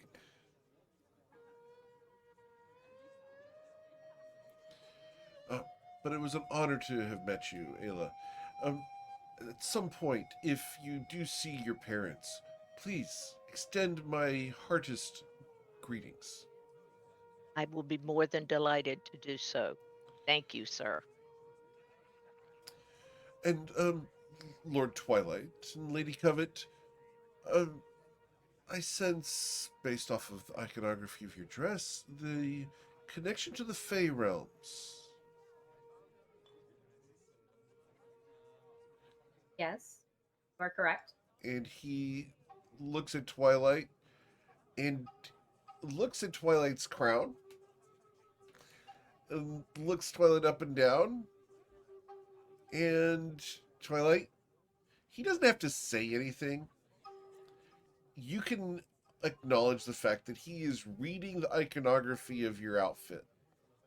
He knows for a fact that you're at least presenting as being from the Shantara Grove. He may not know for certain that you're from there, but at least you're presenting as such. Some of the iconography on the outfit also includes that of MKO. Okay. Which he will find more than interesting. So, how have you met Islarin?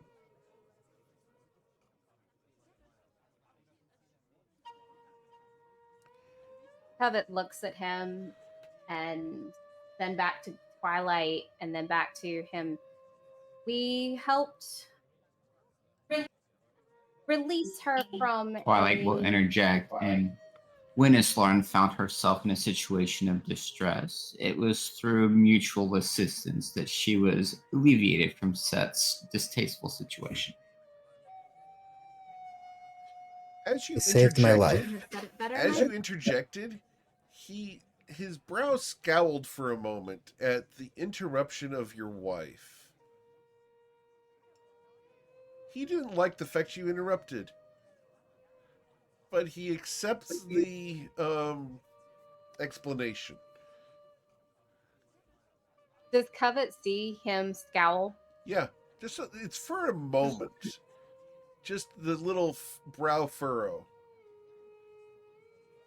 She looks at him and is like, she says, when you have been together for as long as we have, words, you will find that sometimes one can help build up the other when necessary, be it an explanation, be it an introduction. You help each other out whenever you can. I must defer to your wisdom then, as this is new to me. We have been together for a long time. He nods acknowledgingly. So, what form of distress did she undergo that you rescued her from? It must have been most gallant. A gentleman will defer to the lady in question to explain her own situation. He turns to Islarin. They rescued you. Indeed. I apologize When for I not having been there first- myself. A failing on my part. I went to length to make that impossible. And when I first arrived at my destination and thought myself a capable warrior, I quickly found out how much I had to learn. They are the reason that mistake was not fatal. He turns to both Covet and Twilight. Then my thanks are to you. If I can help you in any way, simply let me know. For the safety of Islar and Shanazath is of utmost importance to the Protectorate. It is of the utmost importance to us as well. Not just politically, of course, but Islarin is a friend, one that is very dear, and we would like to continue to look out for her. It's not just us looking out for her. It's been a symbiotic support as we have overcome trials and tribulations through mutual support and endeavors that have achieved ultimate success.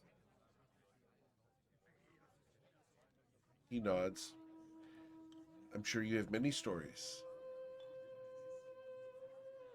Of course. Please, tell me.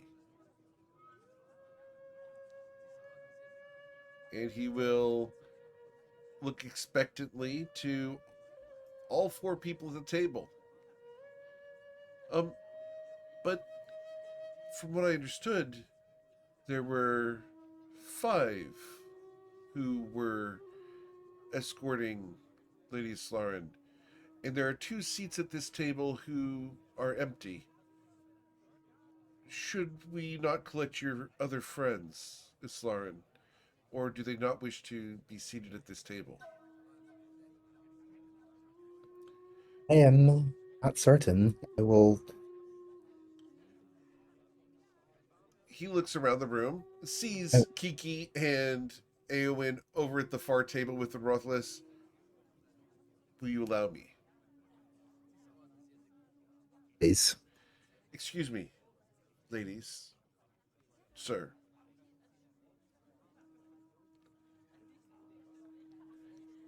And because the webcams don't transmit through the internet, they have all nodded yes and just shrugged as Rolmos will stand up and tuck his chair back in, placing his napkin next to his plate. He will click his heels together once again, giving a curt bow, and stride from behind the table to the corner where the Ruthless are telling Kiki and Eowyn about their adventure to the coral reef and how many paintings they made there. And if you should want to see them, you can come past the estate. Rolmos will walk up. Lord and Lady Ruthless, Sir Eowyn and Sir Alnazar, it is my privilege to invite you to join us at the head table in the seats of honor. Would you care to join me? Um, Yeah. I think I'm fine here. Kiki, you are faced with the predicament of either leaving Eowyn here where they're comfortable or going to the head table and leaving Eowyn without a wingman. They might be more comfortable with the Ruthless because there's kind of this casual aspect of the Ruthless that kind of fits with Eowyn, but you would leave Eowyn alone. How would you handle it?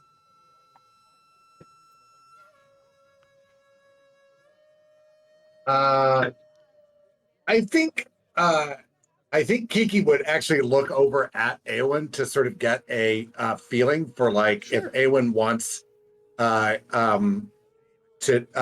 be rescued, I guess, from this situation, like you do at parties. You know, you sort of give that look like, are you okay here, or are you gonna, or do you want to be given an out? Remind me to find whatever table you sit at a party. We'll totally hang out with you. Oh, for sure. I am right there with you. Please save me. That's all I ask. Just save me. All I right. don't go to parties. Oh, it'll happen eventually. So, eventually you'll go to some formal thing at some point. No, We all have never. to. All right. So, would you want to go with Kiki if he leaves, or do you want Kiki to stay with you? Or do you want Kiki to leave without you? You have 3 options. He can leave if he wants to. I mean, I think I'll be fine. You think you're gonna be fine and comfortable with the Ruthlesses? We'll see. Okay, cool. All right. This is your opportunity to challenge Rolmos. If you What? Who made that rumor? Who? You did when you tried to convince Dad that they would have ugly I was giving my honest opinion. Is there some rich family it's thing a I'm not picking up on? Male, It's not a challenge. ale, It's giving my honest opinion. It's giving it. ale to Dad, arranged marriage. Yeah. It's a thing. Okay. It may not be a thing that you understand yet, but undermining the guy's legitimacy as a potential suitor is kind of Is a a thing. challenge. Yeah, it is a That's- thing. That is so sus. It It's is a not even challenge. It's not my fault he's ugly. It's Um, there are better options out there. exactly. I like. He's going I to like- assume that Awen is. And if you said there are better options out there, that would definitely be 100% a challenge. The not so subtle, I just unspoken think it's word not of this is standing in better. front. So, okay, if it's not Eowyn, okay, if she deserves better, does she deserve someone like Ronaldus Basil or who? One that's has better looks. I can match up to how she looks. Oh, okay, to match up how she looks. Interesting. Okay. So, are there any characters that you know of that would match up to Slarin? I'm totally open to this. And I'm totally open I to don't- you making one up. I can't think of any off the top of my head. Okay. So, just not him. Got it. What this is this is someone who is wanting to believe that nobody is good enough for Islarin. And that is 100% valid. That's a. I mean, I'm sure Go ahead. there's someone out there. They just haven't been introduced yet. Gotcha. Oh, it's a sibling thing. So it's Don't hurt What? my sister or I'll beat you up. you want the perfect person for Islarin. Is that it? Well, obviously, that's what I've been trying to say the entire time. Okay. Are you going to make Romulus, whoever his name is, prove that he measures up? I mean, I was thinking of hitting him upside the head with a plate if he didn't. I mean, that sounds like a challenge to me. No, that's not a challenge. That is wanting to defend Islarin from a bad decision. Exactly. That's not Exactly. necessarily a challenge. That- It is simply standing up. It's the. Go ahead. I was going to say it's the reprisal after the fact, Right. not the challenge before it. Correct. However, if Islauren really has feelings for the guy, that would change everything.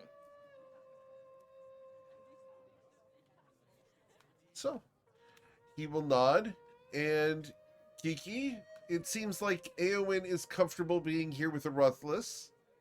It's up to you whether you'd like to join Romos at the head table, or be a wingman here at the casual table. Because that's formal and highly charged. Over here, it's relaxed and fun. I think Kiki's not going to feel that this is a highly charged situation. I think his main concern is whether or not Eowyn is comfortable. But if Eowyn looks settled in and okay with listening to, I think they're about ready to get the protectorate version of their slides out to start Exactly. showing their pictures from their trip to Disneyland. And if Eowyn is down for that, then I think Kiki is going to go off with Romos to sort of see what's going on at the head table. Okay. So, Eowyn, are you at the point where you might even share a smile with these two people? Not yet. Not yet? Okay. So, not Just quite comfortable awkwardly enough yet. uncomfortable. So, but at least safe?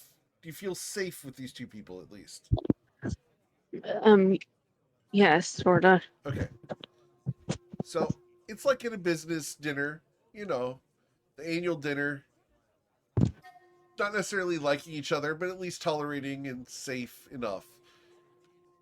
You don't feel that they're going to pry into Eowyn's personal life. They're more interested in just generalities and small talk. All right. Yeah, they seem harmless. Cool. So, Kiki will join at the head table. As we're walking back, I'm just going to say to Romos, I'm going to be like, I think you're okay looking, by the way. I didn't mean anything by that before. And I know Eowyn, well, you probably didn't hear what Eowyn said, but yeah, I mean, Eowyn doesn't think you're that good looking, but I kind of think you're an okay looking guy. And you guys were so good on the floor. You were such dancers. He smiles Covet at you. takes her. Thank you. Covet takes her fan and covers her face, and it's just like behind it. She's hot. She's got her fan as close to her face as possible, like touching her nose, and is like, "Oh my god." Does anyone ever hear this? No. Okay. Well, at least you're Caleb- sparing him. Ayla's just got her face buried behind her napkin, like she's wiping her mouth. Twilight rolls He's very just making small hard, talk. trying to hide the smirk of what's going on right now. Rolmos will look at you. I appreciate the compliments. I've noticed your own dancing. It's quite. I was just gonna say, exotic. you and I should maybe dance together sometime. You're a pretty good dancer. I'm a pretty good dancer. I mean, don't worry, it's lying. I'm not trying to take him or nothing. I saw you guys. You were much better than my dancing. But just saying, I'm just saying we could maybe, cut a run. He looks at you, looks at the crowd, looks at Islarin, and a smile creeps across his face. Oh no. And he will lean into Kiki. Do you like the soft shoe? Oh yeah. I've been, I'm starting to put together a little show with my friend Twilight here. He looks pretty fancy right now, but sometimes I'll tell you, he knows how to perform. Really? Well, I'm Yeah. uncertain of his skills. However, if you're up for Covet's it, always saying he's really good at performing well. I'm sure. Got her. Covet just died. Why don't we give this crowd a bit of a shock? I'm always down for being shocking. And he will head into the center of the area here. And I have to go ahead and get this. And as he does so, he's going to shoo people off of the dance floor. And he gestures to the musicians. And the music changes. And he will click his heels and bow to you, sir. A dance battle. Oh, what? We're gonna do a dance off. All right. And he will begin to soft shoe. And it's a very subtle, nice start just to get his feet going. A little bit of a jive, a little bit of a jig, and then he gestures to you for your start. Yeah, I will start off as well. I'll do a little bit of a reel and a light jig as I join him in the middle of the dance floor. As he begins, he watches yours, and then he will start doing a more elaborate footwork. Islarin, you've never seen this side of this man. This is him having fun. He's not even attempting to hide like how wide her eyes are at this point. The crowd is currently a little bit clutching their pearls. However, the Ruthless have stopped their conversation with Eowyn and are almost cheering at the dance battle. They're absolutely into this. Excuse me. Yes, Eowyn. Can anyone get up and completely leave the ballroom until this is over? Yes. Thank you. Aohin leaves the ballroom. So, the two of them will have their Covet dance watches off. Covet watches as Lauren's parents intently while this is happening. The mother is face down, almost into her plate, just embarrassed at the situation. Dad is trying his best to maintain a poker face and checking on his Slaren, who is smiling, I assume. I think more just mouth agape. Mouth agape. Hmm. And he looks at her and looks over at Rolmos. He's pretty good, isn't he?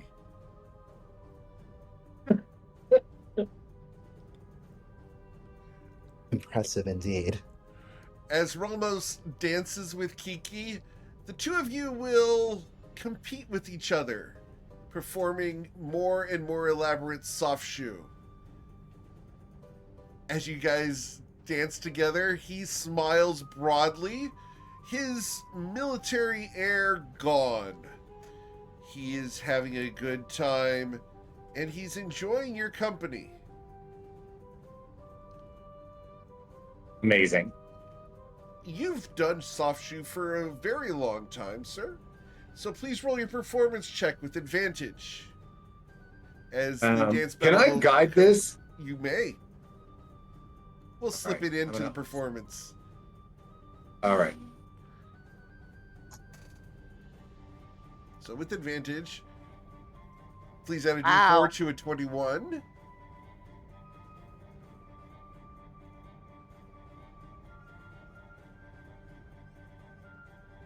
A Nice. 25. Wow. All right. Well, we did say that Rolmos was trained by the best dancers in the world, right? Yes. He never said that it was only in one technique. So he is also going to roll. And you stomp Wow. the floor with him. What?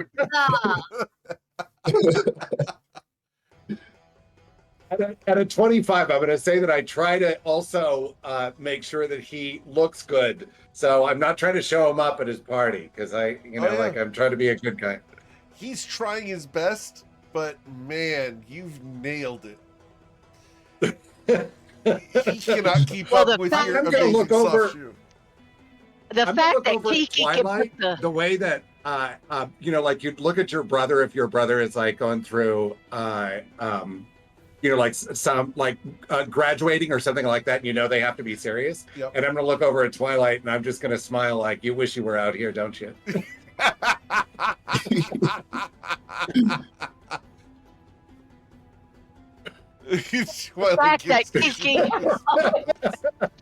the fact that Kiki comes up on his wings a little bit, does some Oh. pirouettes, doesn't hurt either. Goodness.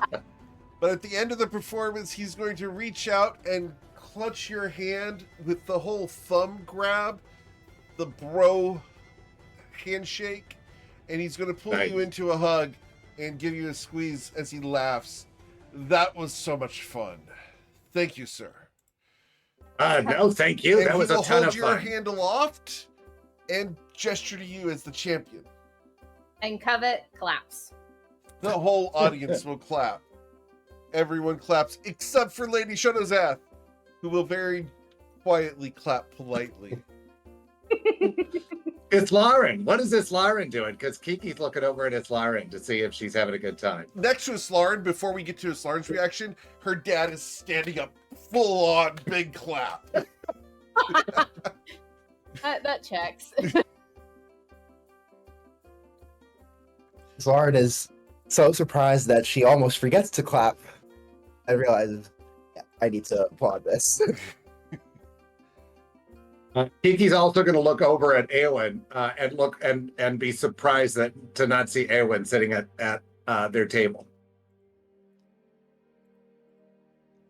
Where did Eowyn go?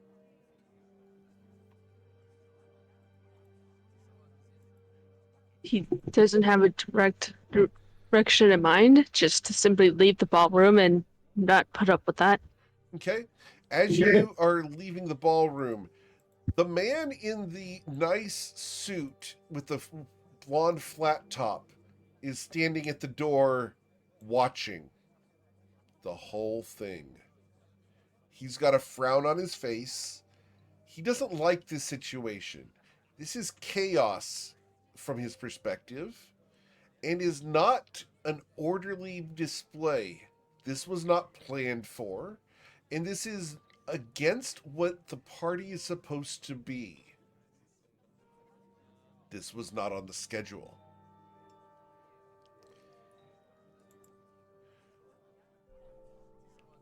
He looks at you.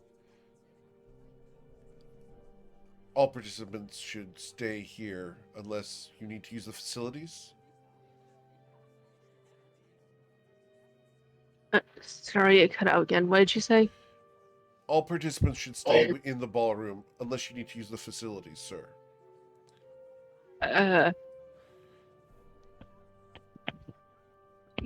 Yeah, I guess I need to use it. He will let you through.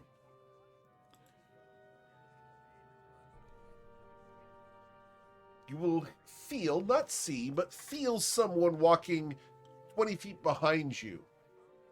If you look behind you, you'll see that a servant is following you towards the restroom.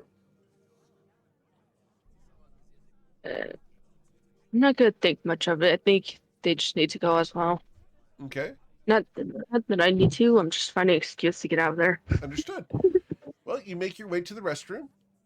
The servant does not come into the restroom.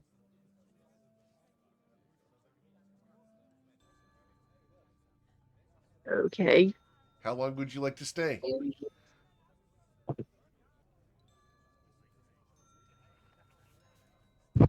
I think and one would just spend around like 5 minutes trying to fix his hair because like random fun fact dump, it gets tangled easily. Okay. Cool. So you fix your hair, get it all brushed out and laying appropriately. You come back out. That servant is in the hall.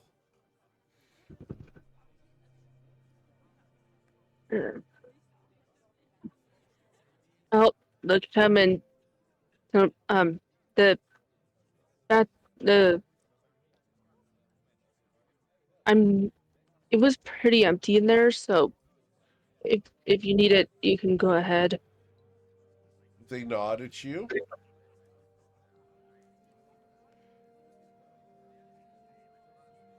You gonna Okay. keep going? And we'll just walk away. Are you going back to the ballroom or where are you going?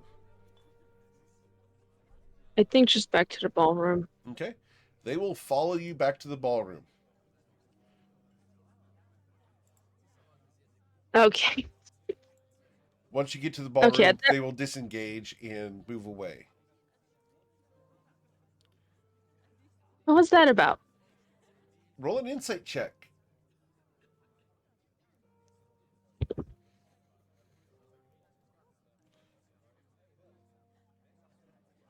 With an 11, no one is supposed to be going around the establishment without an escort.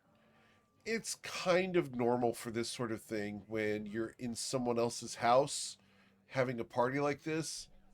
You're going to get an escort places. So it's nothing out of the ordinary. It's just them making sure you're not going anywhere you shouldn't go. That's all. Oh, okay.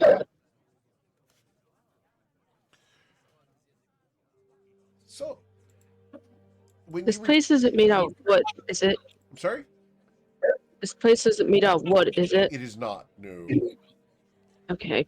Not with water everywhere. That's bad. All right. So once you come back in, the dance battle has concluded, and Rolmos has escorted Kiki to the lead table, and everyone is sitting back down.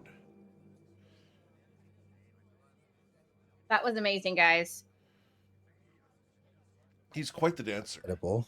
Um, are you professionally trained?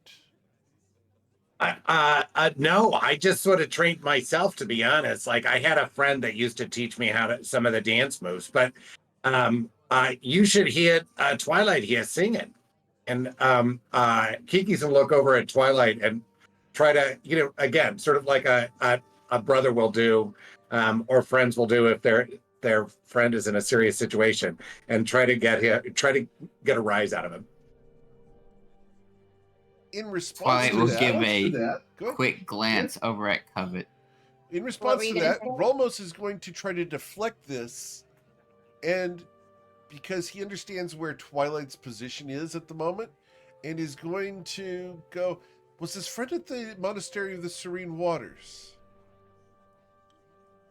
No, actually, it was a friend that I had before I made it to the monastery. The monastery, they didn't always like it when I did the soft shoe, but they also kind of accepted it after a while. Master Ope, he wasn't much of a dancer. What was your friend's name? Because they taught you quite well. Oh, yeah, that was they used to call him Little John, but it's been a long time since I've seen him. Interesting. Whatever happened to him? So yeah, there was a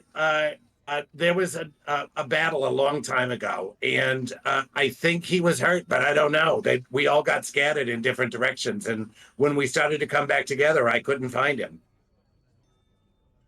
That's very. But that was long ago. Have you ever attempted to find him again? I did for quite a while, but when you're living sort of home free, let's say, from place to place, you move around a lot. He had actually come from a different town. I knew him when he was in Rydport. He may have gone to another town after that. I don't know. Hmm. How is Rydport? I've heard that their seawall is quite impressive. It's an impressive town, to be honest. Yeah, it was pretty impressive. There's a lot of people there. It's a very active town. Have you been on the mainland much? No, I'm afraid not. I've not had the opportunity. I tend to be mostly at sea. I've visited the outskirts of the Rydport area on patrol, but never made it through the seawall. Oh, you should come on. You should come in. You should visit. Perhaps so. Should I be given the opportunity, I would relish the opportunity to travel. Oh, It because looks you're in the at, military, so you can't just sort of travel where you want. I gotcha. Yeah, well, I mean, if you get some vacation time coming up. Unfortunately, the Protectorate is very busy, and I'm unable to get much leave. Gotcha. Um, Covet looks at his military uniform and sees all the decorations. So you are pretty decorated yourself. yes, my lady. Please tell us a tale of one of your adventures. Oh, I'm sure that mine pale in comparison to your own.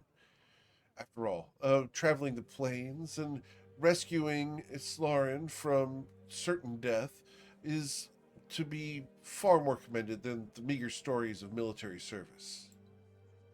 No, please humor us. I would love to hear one of your stories.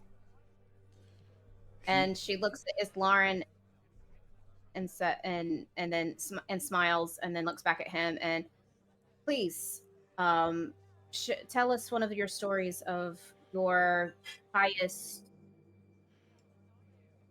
medal achieved. Excuse me. Yes, Eowyn. Would anyone be able to sit down at the table with them and go unnoticed since they're talking to Roll a stealth check. the ugly guy? The ugly guy. Shade thrown. Challenge thrown. It's a challenge.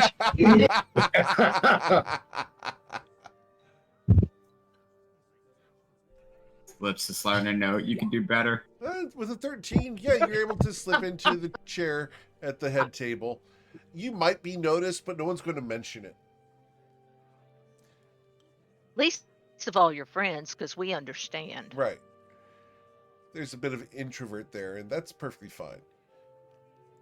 As Rolmos gets this prompting from Covet, he smiles, "My lady, it's out of deference to you and your husband and to the rest of Islarin's friends that I'm sorry, but I cannot rightfully feel proper sharing my deeds. I feel that it would be too prideful and not appropriate. If you'd like, I can have someone else provide you with the logistical details of my past deeds. The records are quite clear." Then tell us of your most fun adventure. That is not necessarily military, but one on the high seas, as you say? He looks to Islarin. "I wonder. Islarin, do you remember the Great Race?" One or the other one? "The other one. The one where you trounced me."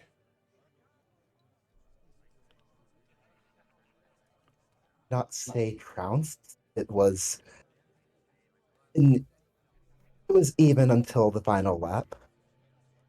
She says Was so. it by But she beat me by half a lap on the final lap. She reserved everything to catch the wind at the last moment. She timed it perfectly and swooped ahead, her boat sailing far faster than my own. It sailed crackling in the wind. It was a glorious moment. To have lost to such a worthy ally, worthy competitor, honor was mine.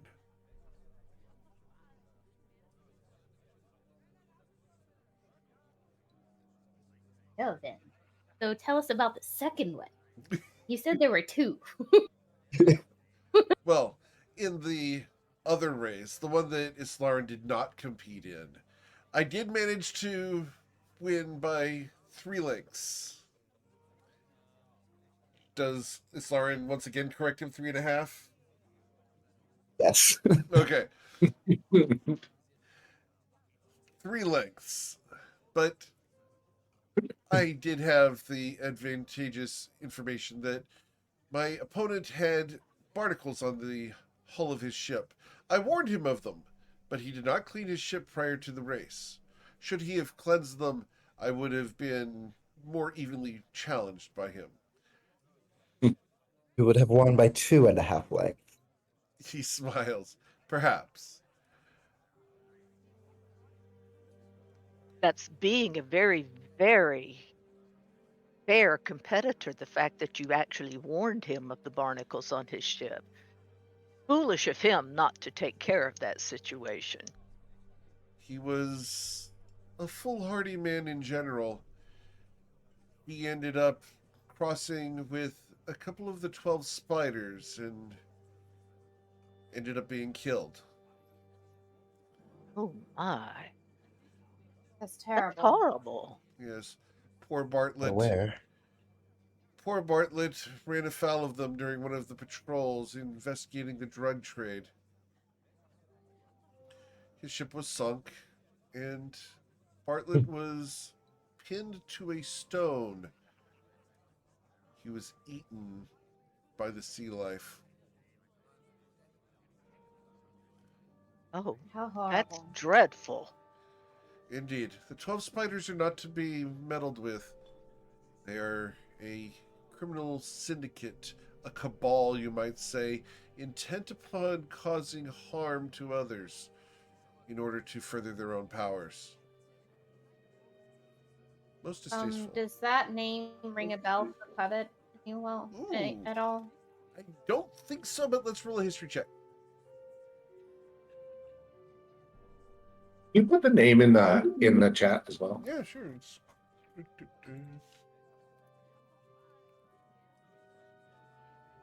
With a 14, no, you don't deal in those circles, Covet.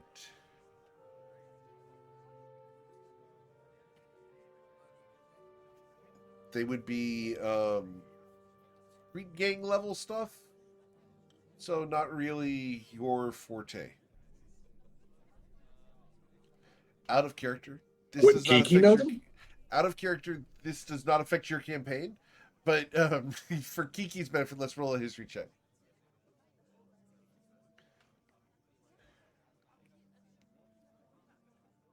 All the intelligence checks are the best for me. Oh yeah, of course. Wow. So I'm going to grab that lovely snipping tool as you can join the train wreck with that die roll. Wow. Goodness gracious. Oh, wow. -1. All right, that goes in the Discord. I never thought you could lose history understanding on a roll. He forgot what he knew about them at one point. I don't even know what spiders are actually. Or that there were 12 of them. If it was soft shoe, Or maybe he's heard of an. Yeah, exactly. Maybe he's heard of an entirely different organization called the 12 Spiders. Yes. A dance company known for their grace, as if like their dancers move in sync as if like they skittered about like 12 spiders. Oh, And aerobatics. yeah. Yeah. So, Romos, Actually, he took a blow to the head and he doesn't remember that part of his life. So Romos is going to enjoy not talking about Bartlett because it's an uncomfortable topic, talking about the man that he beat in the race and who subsequently died later due to the actions of a criminal organization. If there's a lull in the conversation, Oh, Kiki will absolutely. look at Romos and say, "Hey, so I understand that here you guys have deranged marriages. So is that something that you do a lot of?" Deranged or arranged? Deranged? No, it's deranged, right? Isn't that what you guys were saying before? It's a deranged marriage. No. Arranged. Chi-Chi, it's arranged. Arranged. Oh, Eowyn, I didn't even see you sitting there. When did you come in? A few minutes ago.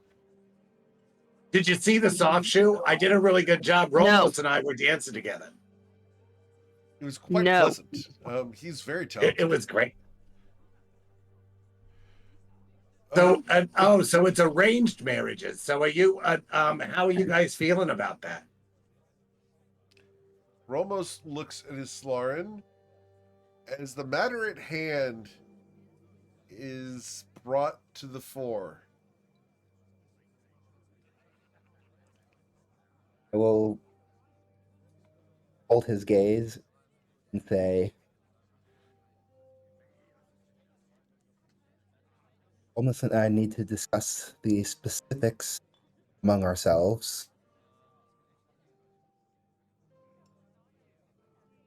He knows, Oh, I get it. It's seriously. private. I gotcha.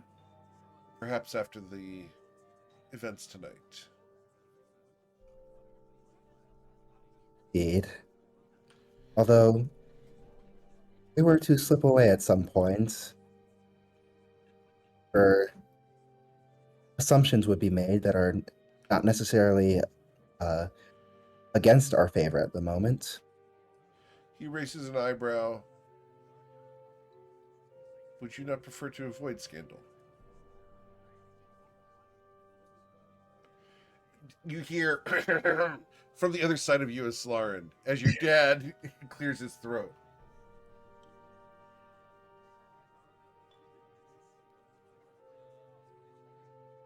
Fair point.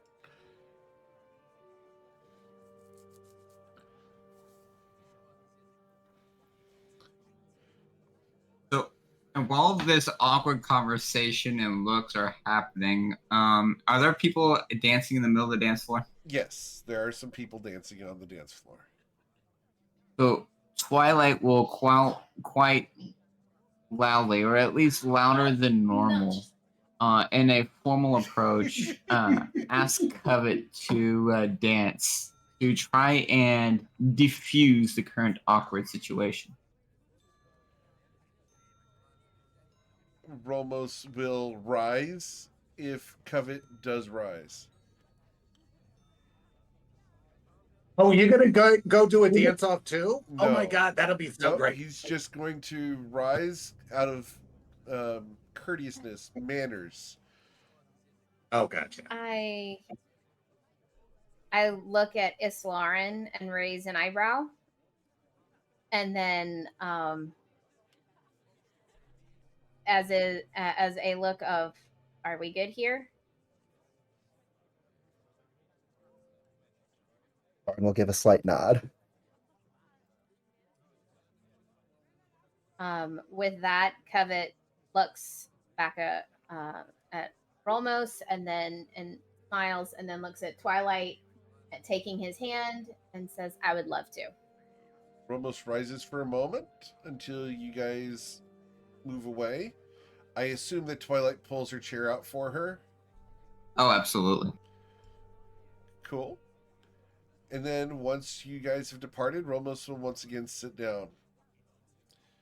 It's nice that your friends are having a good time.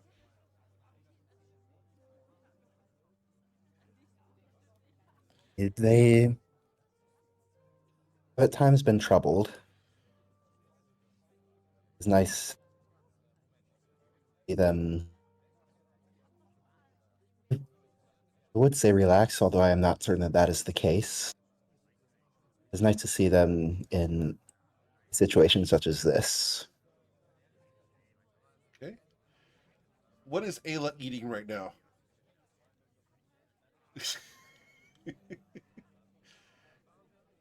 Can't hear you. Ayla is trying grilled shrimp. Grilled shrimp. Awesome. It's Whoop. delicious. Just the right amount of pepper on it to give Now, you yeah, that grilled little shrimp. lip tingle. She loves it. Yeah, the little lip tingle pepper. Oh yeah. Oh, Mm. delicious. And it has the vegetables that she's learned to call peppers and onions with it, and it just sets it off perfectly. It's wonderful. Just the right amount of char on them. Oh yeah. Now I gotta go find some. I have some in my fridge and my grill's in Ah. the backyard. Just saying. Amazing. All right. We've got buckets of rain coming down, so there's not going to be any in my house. Oh. So, Covet and Twilight's call head out onto the dance floor. As the two of you get there, the ominous dress that you are wearing, both of you, will also part the dance floor, and people will give you respectful distance to allow you to dance together. Now, the question becomes, the dance that y'all do, is it a more of a Fae style dance, or are you going for material plane experience? It's the Fey plane equivalent of a waltz. Okay. So, as opposed to the aquatic display that was given by Rolmos and Islaren, Twilight's Call and Covet do more of an airy experience, more floaty and more distances covered. It's quite elaborate and very nice. Covet got training for certain in how to dance as a kid. Twilight, however, is more self-taught, correct? So it's a combination of what he got from his mother growing up, right? Which would be what limited he because obs- of the time he had to leave the grove. right, what he observed in the capital city, Okay. and then the years that he had spent with Covet. Okay. So I will allow Covet to grant you the help action. So you both get to do your performance checks or acrobatics checks with advantage. Okay, they're there, but I'll roll again just Oh, to sorry. see check for crit. Gotcha. There we go. Twilight's Call is obviously the better dancer here. And Well, I've got a big old skirt. right, and a good dancer makes a bad dancer look amazing. A good dancer can make a great dancer can make a good dancer look fabulous. And with a 16, you're a good dancer. Legitimately a good dancer. Nowhere near as good as Twilight. But as a man, Twilight is able to make you shine. If he chooses to. Oh, absolutely. The question is, Twilight, would you take any of the glory for yourself in this situation? In the current method in which Twilight has approached this evening, absolutely not. It would be a complete deferment. Okay. And would highlight his wife gliding across the dance floor. Okay. Awesome. And I would feel like a princess. Indeed. So, as you guys conclude your dance, people will begin applauding and clapping loudly for you, as they've never seen this kind of dancing before. And at the conclusion of the dance, I will bow to my partner. She will curtsy back. And then escort her back to her table. Oh, excuse me. We bow to each other. We bow to the musicians, and then we bow to the audience thereafter. And then I will escort her back to the table, and I will help her with her chair. Okay. Rolmos rises as you guys approach and is clapping himself. Very well done. Is that from the Fey Realms?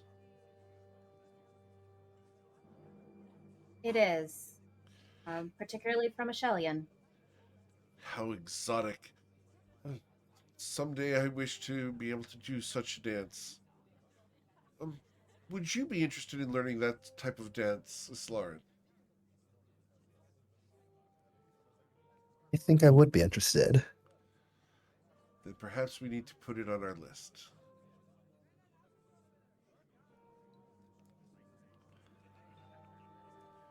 And as you guys She gives a nod. As you guys enjoy was the gonna rest say- of your dinner, Lady Shonazath will be mingling with the crowd and doing her little hobnobbing that she does. You guys can enjoy dessert, which is brought by on small little plates with little tiny forks, and enjoy pleasantries with Rolmos. As things wind down, people will begin dispersing and leaving. Rolmos will not leave, but will rather stay here. At some point, Mr. Shonazath will get up and take Lady Shonazath for a dance. They're a lot more clumsy than the two massive displays that have already happened, but you can tell that they are partners and that they dance on a regular basis.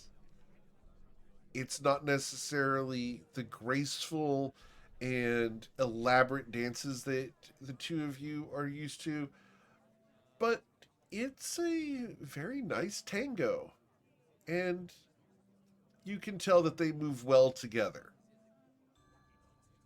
There's energy between the two of them that only happens after 30 years of being married to each other. So, as things wind down, Rolmos will enjoy dessert, and we will cover what happens after everyone leaves and gets up from the table next week on Us Against the Gods.